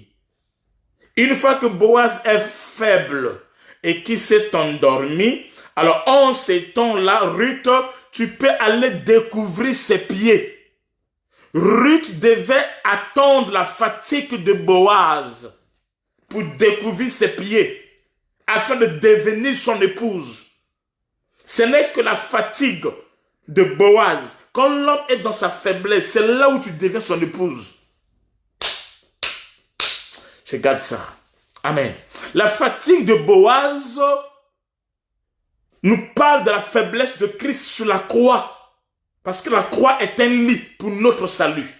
Lorsqu'il dort, si vous voulez, lorsqu'il meurt. Parce que le sommeil pour Christ, la mort pour Christ, c'est le sommeil. Donc lorsqu'il dort, parce que la croix c'est un lit, et lorsqu'il dort, amen. Ou si vous voulez, quand il meurt, c'est là où l'épouse se manifeste maintenant. Amen. Amen. C'est là où Ruth rentre en action maintenant. Amen. Donc le rocher est quelque chose de dur, mais qui doit céder sa place. Pour qu'il cède sa place, il a fallu que Moïse frappe la verge. Amen. Le rocher qui est dur, mais qui a cédé lorsqu'il a été frappé par la verge de Moïse, qui est la loi. Amen. Et la loi qui a frappé Christ le rocher. Donc une fois qu'il est frappé, amen, non? Alors Christ le rocher est devenu faible pour donner la vie, c'est-à-dire pour donner l'eau. Alléluia. Il y a le Fils de Dieu qui est la vie éternelle. D'où l'épée qui est sortie du côté droit pour tuer Aiglon est l'image du Christ qui a quitté sa position de force pour venir sur la terre, pour dépouiller le diable, les dominations, les autorités, en les livrant en spectacle sur la croix, selon Colossiens 2,15. Si Dieu n'était pas faible, il ne pouvait pas nous sauver. C'est impossible. Pour nous sauver, il fallait qu'il puisse devenir faible. Mais vous voyez quelque chose de mystère. Un autre mystère. C'est que l'épée de Jude avant de sortir, était caché sous les vêtements. C'est-à-dire, quand Éhud rentre avec le roi Églon dans la chambre, Éhud a fait quoi? Éhud avait l'épée qui était au côté gauche. Mais l'épée d'Éhud était cachée sous les vêtements d'Éhud. L'épée d'Éhud était cachée sous les vêtements d'Éhud. L'épée d'Éhud, avant de sortir, était cachée sous les vêtements d'Éhud. L'épée d'Éhud, à 2 tranchants, mesurait une coudée. Amen. Et était cachée sous les vêtements du côté droit. Amen. Amen. C'est ça le mystère de l'épée de Goliath qui était cachée sous un drap. Le gars, je te montre ça. L'épée de Goliath était cachée sous un drap et ainsi l'épée d'Éhud était cachée sous ses vêtements. On va lire ça. 1 Samuel 21, verset 1 Samuel 21, 4 à 9. Lis ça rapidement, Yogesh. 1 Samuel 21, 4 à 9. Écoutez ça. Aïe, aïe, aïe, aïe, aïe, aïe. Yogesh, vas-y. Le sacrificateur répondit à David, « Je n'ai pas de pain ordinaire sous la main, mais il y a du pain consacré, si du moins tes gens se sont abstenus des femmes. » David répondit au sacrificateur, « Nous nous sommes abstenus des femmes depuis 3 jours que je suis parti, et tous mes gens sont purs. D'ailleurs, si c'est là un acte profane, il sera certainement aujourd'hui sanctifié par celui qui en sera l'instrument. Alors le sacrificateur lui donna du pain consacré, quand il n'y avait là d'autre pain que du pain de proposition, on avait ôté de devant l'Éternel pour le remplacer par du pain chaud au moment où on l'avait pris. Là, ce même jour, un homme d'entre les serviteurs de Saül se trouvait enfermé devant l'Éternel. C'était un Édomite nommé Doeg, chef des bergers de Saül. David dit à Achimelech, « N'as-tu pas sous la main une lance ou une épée, quand je n'ai pris avec moi ni mon épée, ni mes armes, parce que l'ordre du roi était pressant. » Le sacrificateur répondit, « Voici l'épée de Goliath, le Philistin. » Voici l'épée de Goliath, le Philistin. Que tu as tué dans la vallée de Térébinth. Que tu as tué dans la vallée de Térébinth. Elle est enveloppée dans un drap. Elle est enveloppée dans un drap. Derrière l'éphod. Si tu veux la prendre, prends-la. Si tu veux la prendre, prends-la. Quand il n'y a pas d'autre ici. Quand il n'y a pas d'autre ici. Et David dit. Il n'y en a pas de pareil, donne-la moi. Il n'y a pas de pareil, donne-la moi. Amen. Donc l'épée était cachée sous un drap. Un jour, ce texte-là, on aura un séminaire, au moins 12 séances, où je vais expliquer ce texte-là. C'est tellement profond. C'est très profond sur le mystère des pains de proposition et de l'épée de Goliath. Aïe, aïe, aïe, aïe, aïe, aïe, aïe. Mais cette épée est cachée sous un drap. On va expliquer ça en profondeur un jour, mais pas aujourd'hui. Donc, l'épée d'Éhud était où? Était cachée sous ses vêtements, du côté droit. Et ainsi, il fallait que ça doit sortir. Amen, non? Ça doit sortir. Mais avant de sortir, cela était caché. Donc l'épée était d'abord cachée, et après l'épée doit sortir. C'est comme aussi l'épée de Goliath était cachée sous un drap. Après, David doit le faire sortir. Amen. Amen. L'épée d'Éhud était du côté droit, qui est la force. Amen. Donc dans le fourreau, pour aller dans la main gauche. Du côté gauche, qui est la faiblesse. L'épée dans les Écritures, ça nous symbolise le jugement ou encore la guerre. Amen, non? Ou encore la parole de Dieu qui est l'épée de l'esprit. C'est une arme offensive et défensive. Amen. Amen. Et c'est aussi l'image de la vérité. Amen. Donc le Seigneur Jésus-Christ a combattu avec cette arme lorsqu'il était tenté par Satan. La Bible déclare, il a vaincu le tentateur à 3 reprises par cette parole en disant il est écrit. Matthieu 7, vous allez voir ça là-bas, tout ça là. Dans Hébreux 4, 12, vous allez voir tout ça là. Amen. Amen. Donc la parole de Dieu, la parole de Dieu est une parole vivante et opérante, comme une épée plus tranchante. Amen. Une épée à double tranchant. Amen. Donc l'épée d'Éhud qui était cachée, ça nous parle. Ça nous illustre non le jugement, mais l'absence de la révélation de la parole. Quand l'épée d'Éhud est encore sous les habits, ça nous parle du manque de la révélation de la parole. Il y a des gens qui ont l'épée. Mais sauf que l'épée qui est en eux, cette épée-là est cachée encore. C'est-à-dire qu'ils ont la parole. Cette parole n'est pas encore révélée. Parce que l'épée, c'est la parole de Dieu. Ça peut être dans une église ou encore dans la vie de la Vierge folle. La Vierge folle a l'épée, la parole. Il a la lampe. Mais sauf qu'il n'a pas l'huile. La Vierge folle a l'épée. Mais cette épée-là est cachée. Il a la lettre, mais il n'a pas la vie. Il a l'épée, mais l'épée n'est pas révélée. L'épée est encore sous les vêtements. Il a l'épée, mais l'épée est encore sous les draps. Il a la parole, cette parole n'est pas encore révélée. Il connaît la lettre. Beaucoup de gens connaissent la lettre, mais ils n'ont pas la révélation. Amen. Ils connaissent la lettre, mais ils n'ont pas encore la révélation. C'est-à-dire que ils n'ont pas, l'épée n'est pas encore sortie. Ça y est encore sous les vêtements, ça y est encore sous les draps, ça y est encore dans le fourreau. Amen. Il faut que cela sorte. Et quand cela sort, alors ça se manifeste maintenant. Alléluia. L'épée des Judes qui était cachée, ça ne nous parle pas du non-jugement, non. Ça nous parle de l'absence de la révélation de la parole de Dieu. Quand tu es chrétien, quand dans une église, quand tu es pasteur et que tu n'as pas encore la révélation, tu as l'épée, oui tu as l'épée, mais sauf que l'épée que tu as est encore cachée. Tu ne peux pas l'utiliser. Et ça ne peut pas tuer l'ennemi. Ça ne peut pas tuer l'ennemi qui est en face. Il n'y a que la révélation qui peut tuer. Un peuple sans révélation, c'est un peuple sans frein. Il ne peut pas avancer. Il ne peut pas se contrôler. Il ne peut pas opérer. C'est impossible. Ce qui fait ce qu'on peut opérer, on peut avancer et qu'on sort, c'est lorsque l'épée sort. Et alors, l'ennemi peut être terrassé. Le ventre, amen, peut être percé. La graisse peut sortir. Et l'ennemi va se trouver sous nos pieds. Amen. Amen. Amen. C'est ça le mystère de l'arche. L'arche qui était cachée. L'arche était cachée, était couverte durant la marche d'Israël dans le désert. Amen. Dans Israël, dans le désert, l'arche était couverte. L'arche était à l'intérieur du tabernacle. Le peuple ne pouvait pas voir l'arche.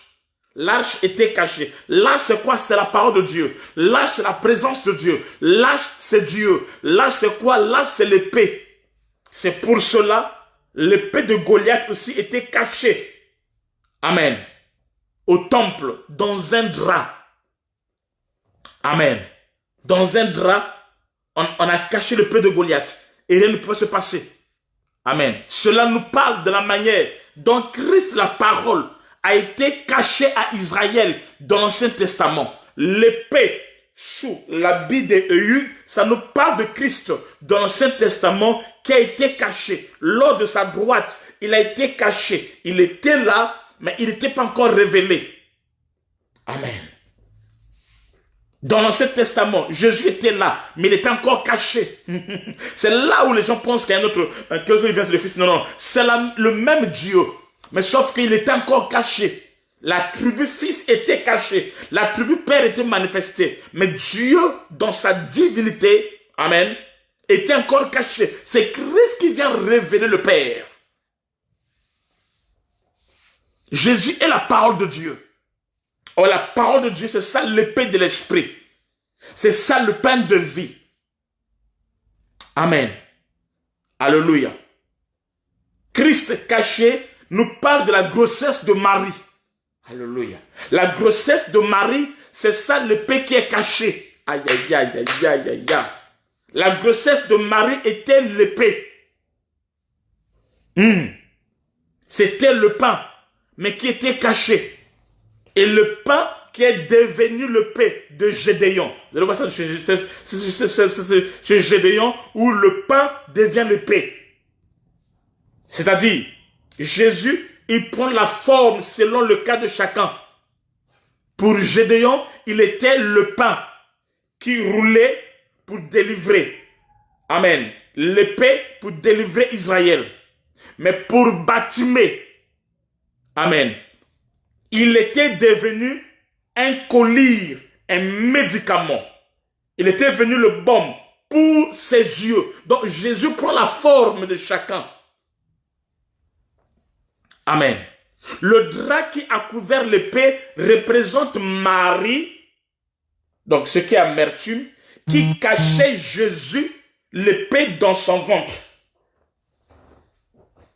Voyez-vous? Donc un jour, un homme dans le drap, c'est ça Marie. Et dans le drap, à l'intérieur, il y a l'épée. Le vêtement, c'est un homme. On a déjà vu avec ça dans les messages passés. Amen. Amen. Et ces vêtements couvrent une épée qui est Marie. Et à l'intérieur de Marie, il y a un homme. C'est pour cela, dans la Bible, que tu as les Écritures cachent Christ, qui est l'épée, qui est la parole de Dieu. Dans les Écritures ne donnent pas la vie. Ça tue. Mais les Écritures, une fois révélées, ça doit manifester l'épée, c'est-à-dire la parole de Dieu. Derrière les bagages se cachait un roi. Amen. Derrière les Écritures se cache un roi. Derrière les sabbats en Israël se cachait une personne qui était le maître des sabbats. Derrière les Écritures se cachait une personne qui est la révélation. Amen. Derrière les fêtes de l'Éternel se cachait une personne qui est Jésus. Les gens qui avaient caché Jésus, c'est qui? C'était les prophètes de l'Ancien Testament. Amen. Car ils avaient l'esprit de Christ en eux. Mais ce n'était caché. On peut lire ça. 1 Pierre 1. Vas-y, 1 Pierre 1, 10 à 11. Amen. Derrière les Écritures, il y a la révélation. Ça cache Christ. Les prophètes qui ont prophétisé touchant la grâce qui nous était réservée ont fait de ce salut l'objet de leur recherche et de leur investigation. Voyez-vous? Voulons sonder l'époque et les circonstances marquées par l'Esprit de Christ qui était en eux et qui attestait d'avance les souffrances de Christ et la gloire dont elles seraient suivies. C'est bon, amen. Donc derrière le prophète Jérémie, Ésaïe, Moïse, tout ce que vous connaissez, amen, se cachait Jésus. C'est pour cela, en Moïse, je peux voir Jésus-Christ. En Joseph, je peux voir Jésus-Christ. En Salomon, je peux voir Jésus-Christ. En Samson, je peux voir Jésus-Christ. Parce que Christ est ce qui était caché derrière eux. Maintenant, en nous, il n'est pas caché derrière. Il est en nous, à l'intérieur et à l'extérieur. Nous sommes la manifestation de Christ. Christ en moi. Il n'est pas seulement en moi, mais je suis là pour le manifester. Amen. Donc, les prophètes de l'Ancienne Alliance cachaient Christ. Et quand Christ lui-même, il est venu, eux, ils ont disparu. Quand le véritable vient, l'ombre disparaît. C'est pour cela, Jean-Baptiste peut dire, il est mieux que je me diminue et que lui, il apparaît. Amen. Donc, l'épée qui était cachée sous les vêtements de Judas, ça parle de Jésus-Christ qui était caché derrière les Écritures. Israël n'avait pas la révélation de la parole de Dieu. Ils étaient privés de la parole de Dieu. Ils étaient privés du miel. Amen. L'épée qui sort, ça nous parle de la révélation de la parole de Dieu. Ça nous parle de la loi interprétée. Quand tu lis la loi et qu'il n'y a pas l'interprétation, ça veut dire que tu n'as pas lu la parole de Dieu. Tu as lu les Écritures. Tu n'as rien reçu. Mais il faudra que cela puisse se manifester. Et alors, tu rentres dans la révélation. Amen. L'épée qui sort de ses habits, ça nous parle de la révélation de la parole de Dieu. Ça nous parle de la loi interprétée. Pas la loi. La loi, c'est quand c'est à l'intérieur. Mais quand ça sort, c'est l'interprétation.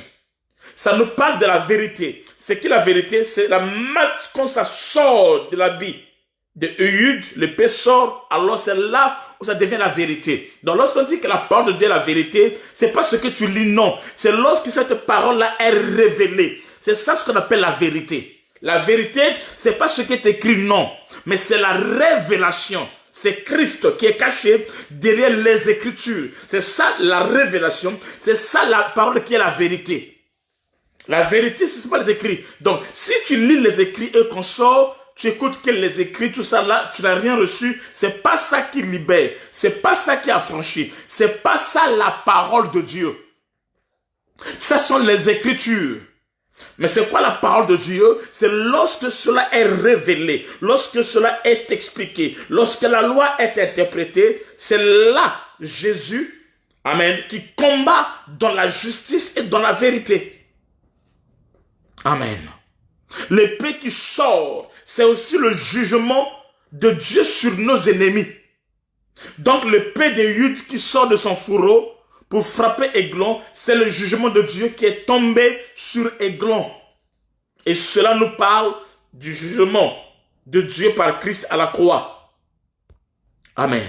As-tu l'épée qui est la parole de Dieu ou tu as-tu la Bible? As-tu l'épée qui est la révélation ou tu as la lettre? As-tu la vérité qui est la révélation ou tu as juste la lettre? La lettre tue.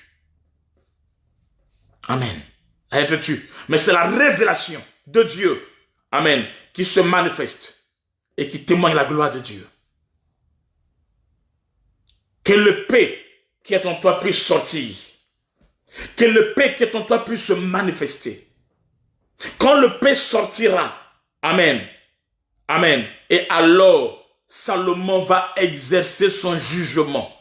Quand l'épée est sortie du fourreau au temps de jugement des deux femmes, c'est-à-dire Israël et l'Église, amen, la dispute a pris fin.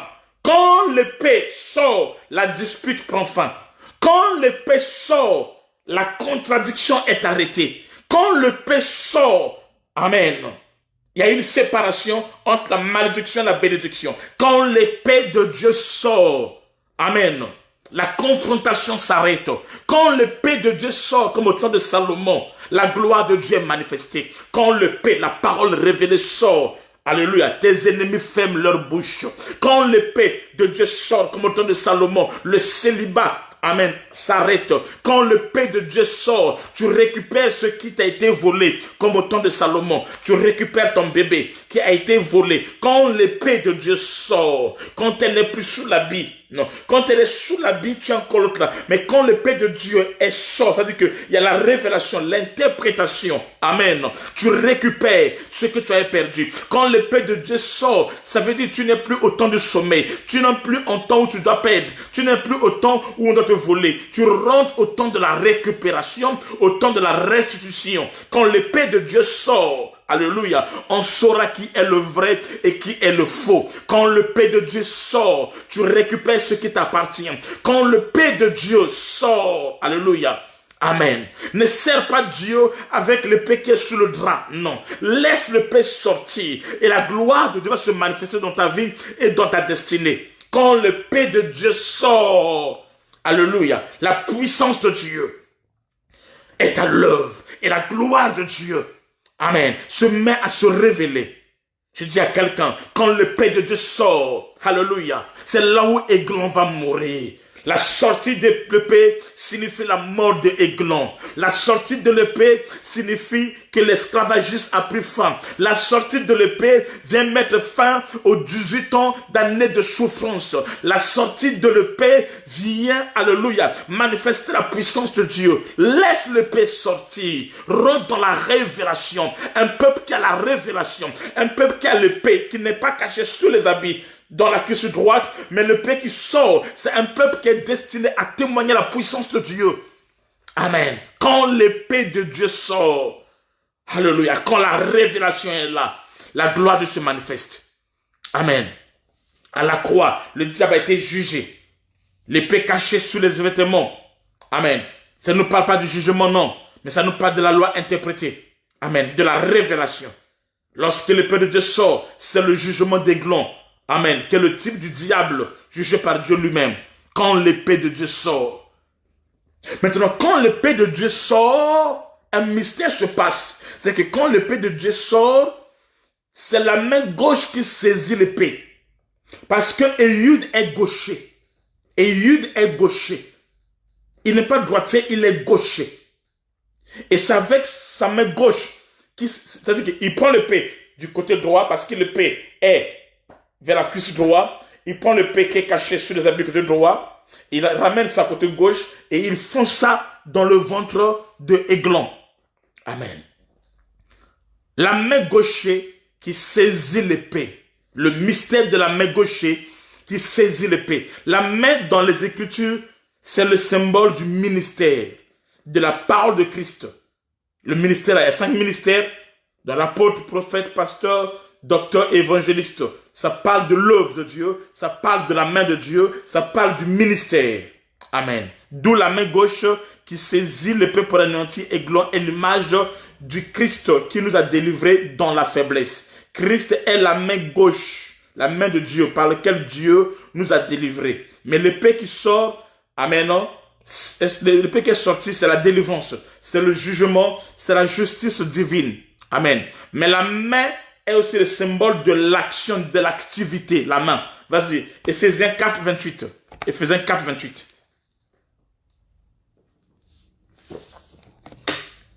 Que celui qui dérobait ne dérobe plus, mais plutôt qu'il travaille en faisant de ses mains ce qui est bien, pour avoir de quoi donner à celui qui est dans le besoin. Ok, donc on doit faire de ses mains ce qui est bien, de ce qui est bien, de l'activité. Ok? Tu peux lire ça encore dans 1 Thessaloniciens 4, 11. Donc un sacrificateur qui avait une fracture à la main ne pouvait pas s'approcher de l'autel ou entrer dans le sanctuaire pour offrir un aliment. C'était interdit. Donc il fallait que ta main soit bien. On peut lire ça dans la Bible. Donc, quand sa main a une fracture, tu peux rien faire. Lévitique 21, 19, vas-y. Lévitique 21, 19. Alléluia. Lévitique 21, 19. Ça, c'est la parole de Dieu. Un homme ayant une fracture au pied ou à la main. Un homme ayant une fracture au pied ou à la main. Un homme bossu ou grêle. Ayant une tache à l'œil. La gale, une dartre ou les testicules écrasés. Tout homme de la race du sacrificateur Aaron qui aura un défaut corporel ne s'approchera point pour offrir à l'Éternel des sacrifices. Tu ne peux pas t'approcher si ta main est fracturée. Pourquoi? Parce que la main servait à faire l'œuvre. Amen. Et l'homme à la main sèche, dans la Bible, l'homme à la main sèche, dans Matthieu 12, 10, l'homme à la main sèche est l'image de l'homme naturel qui était incapable de nous sauver. Donc l'homme naturel, et ayant la main sèche, ça veut dire quoi? L'homme naturel était incapable de nous sauver, de faire quoi que ce soit quelque chose de bien. Amen. Le salut ne peut venir que de Jésus-Christ. Amen. Il a aimé et il a donné. La main droite de Dieu parle de sa puissance dans la rédemption. Amen. La main gauche de Dieu parle de sa faiblesse pour nous sauver. Christ nous a sauvés. Amen. Il s'est fait faible. C'est ça le miel. Il s'est fait agneau. Quoi qu'il était le lion. Il s'est fait serviteur. Quoi qu'il était le maître. Il est devenu le fils. Quoi qu'il est le père. Amen. Amen. C'est ça le miel qui sort du doux. C'est ça l'agneau qui sort du lion. C'est ça le serviteur. Amen. Est-ce que vous comprenez? De la main droite, c'est la force. De la main gauche, c'est la faiblesse. Être gaucher d'après les Écritures, c'est la faiblesse. Tandis que l'épée qui était du côté droit, amen, d'après l'Écriture, c'est la force, la connaissance qui donne la vie, la puissance. Or, nous avons remarqué que l'épée était du côté droit et ça devait devenir au côté gauche pour tuer Églon. Amen. La présence de l'épée du côté droit nous parle seulement de la vie comme une parole vivante parce que Isaac a dit à Isaïe, tu vivras par ton épée. Or d'après Éphésiens 6, 17, l'épée de l'esprit n'est autre que la parole. Amen. Amen. En résumé, l'épée qui quitte le côté droit pour venir du côté gauche, c'est sur nous pas de la façon dont Christ, la parole de Dieu, la vie allait quitter son Père dans la gloire, l'éternité, le trône, la puissance. Amen. Sa position de force pour venir faible. C'est la position qui est gauche pour nous délivrer de la puissance de l'ennemi, c'est-à-dire d'Églon, de tuer Églon. Amen. Et quand l'épée sort, c'est aussi pour dévoiler les pensées des gens. Amen. Donc, voyez quelque chose. Une fois que Éhud a tué Églon, il ferme la porte et il va de l'autre côté pour sonner la trompette. Prends Juge 3, je clôture, hein, je clôture dans 5 minutes. Juge 3, prends le verset 28 à 30, par là.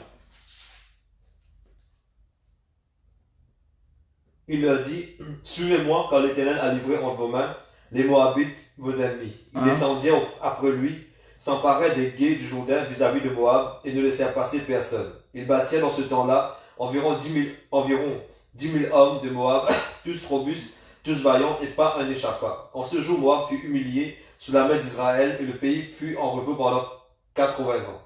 Prends le verset 26. Pendant leur délai, Éhud prit la fuite, dépassa les carrières et se sauva à Séra. Dès qu'il fut arrivé, il sonna de la trompette. Dès qu'il fut arrivé, il sonna de la trompette. De la montagne d'Éphraïm. De la montagne d'Éphraïm, c'est bon. Amen. Donc Éhud sonna la trompette lorsqu'il sortit chez Églon. La trompette était utilisée pour régler la marche des enfants d'Israël. Amen. La trompette c'était pour appeler les assemblées. Sonner pendant les sacrifices lors des fêtes et consorts.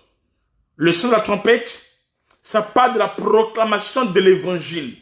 Ceci est une image qui annonçait déjà la Pentecôte, le début de l'évangélisation des âmes perdues. Bref. Donc Éhud qui a sur la trompette ici, amen, sur la montagne d'Éphraïm. Le mot Éphraïm veut dire fécondité. Or la trompette était utilisée pour annoncer le rassemblement pour partir en guerre.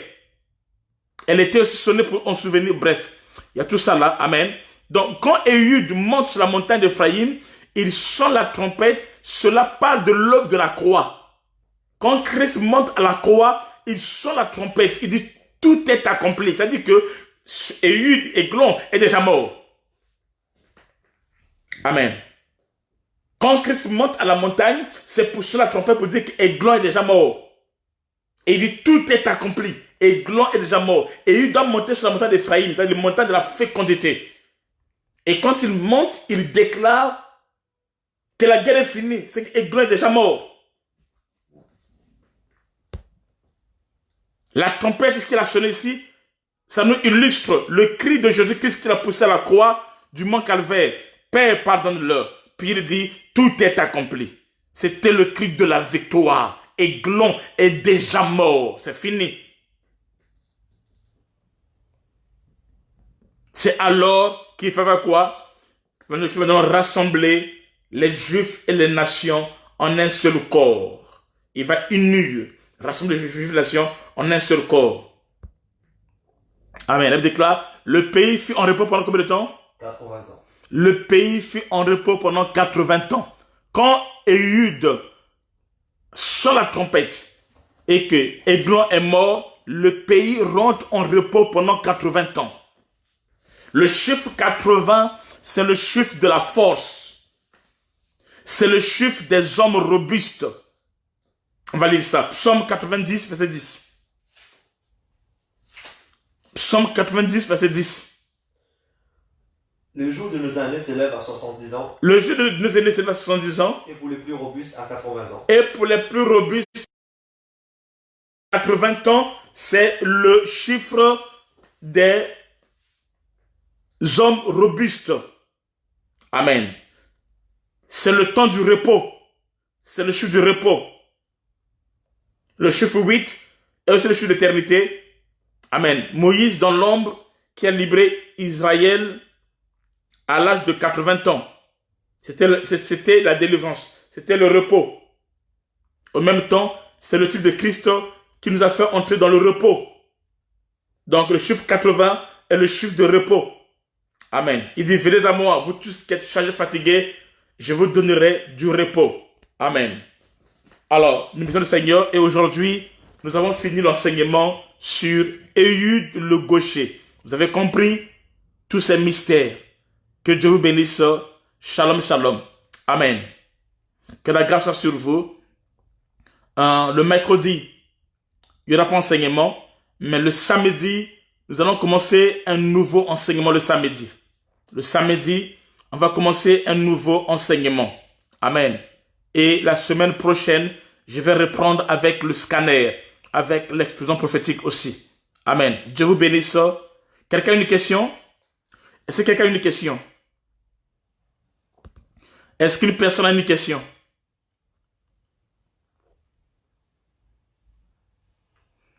Est-ce que quelqu'un a une question?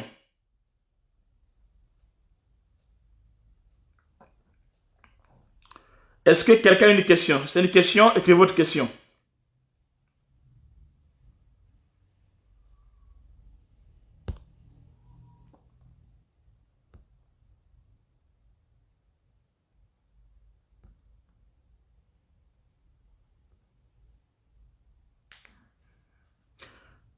Il y a une question? Je vois qu'il n'y a pas de question.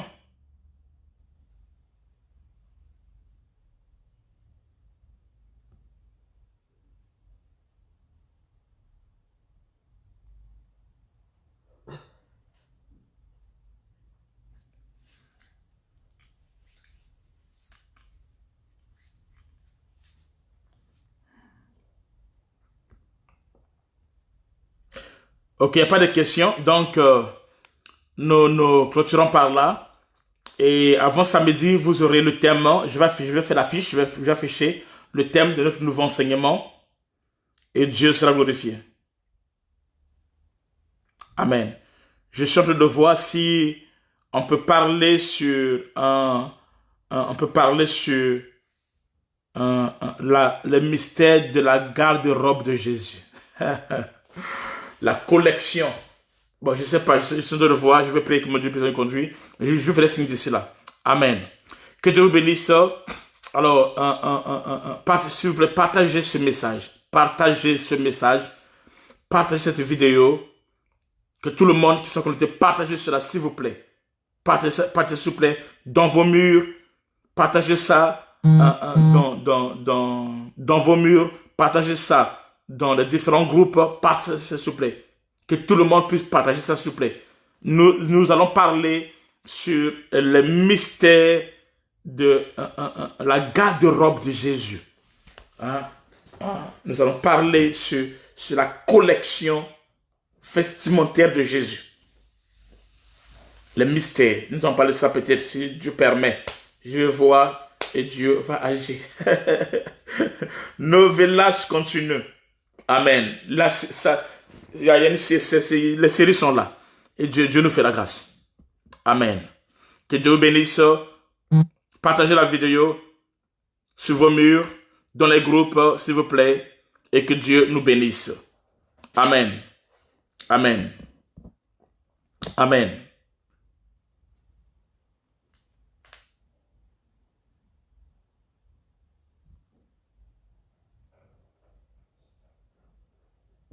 Ok, Dieu vous bénisse. Shalom, shalom.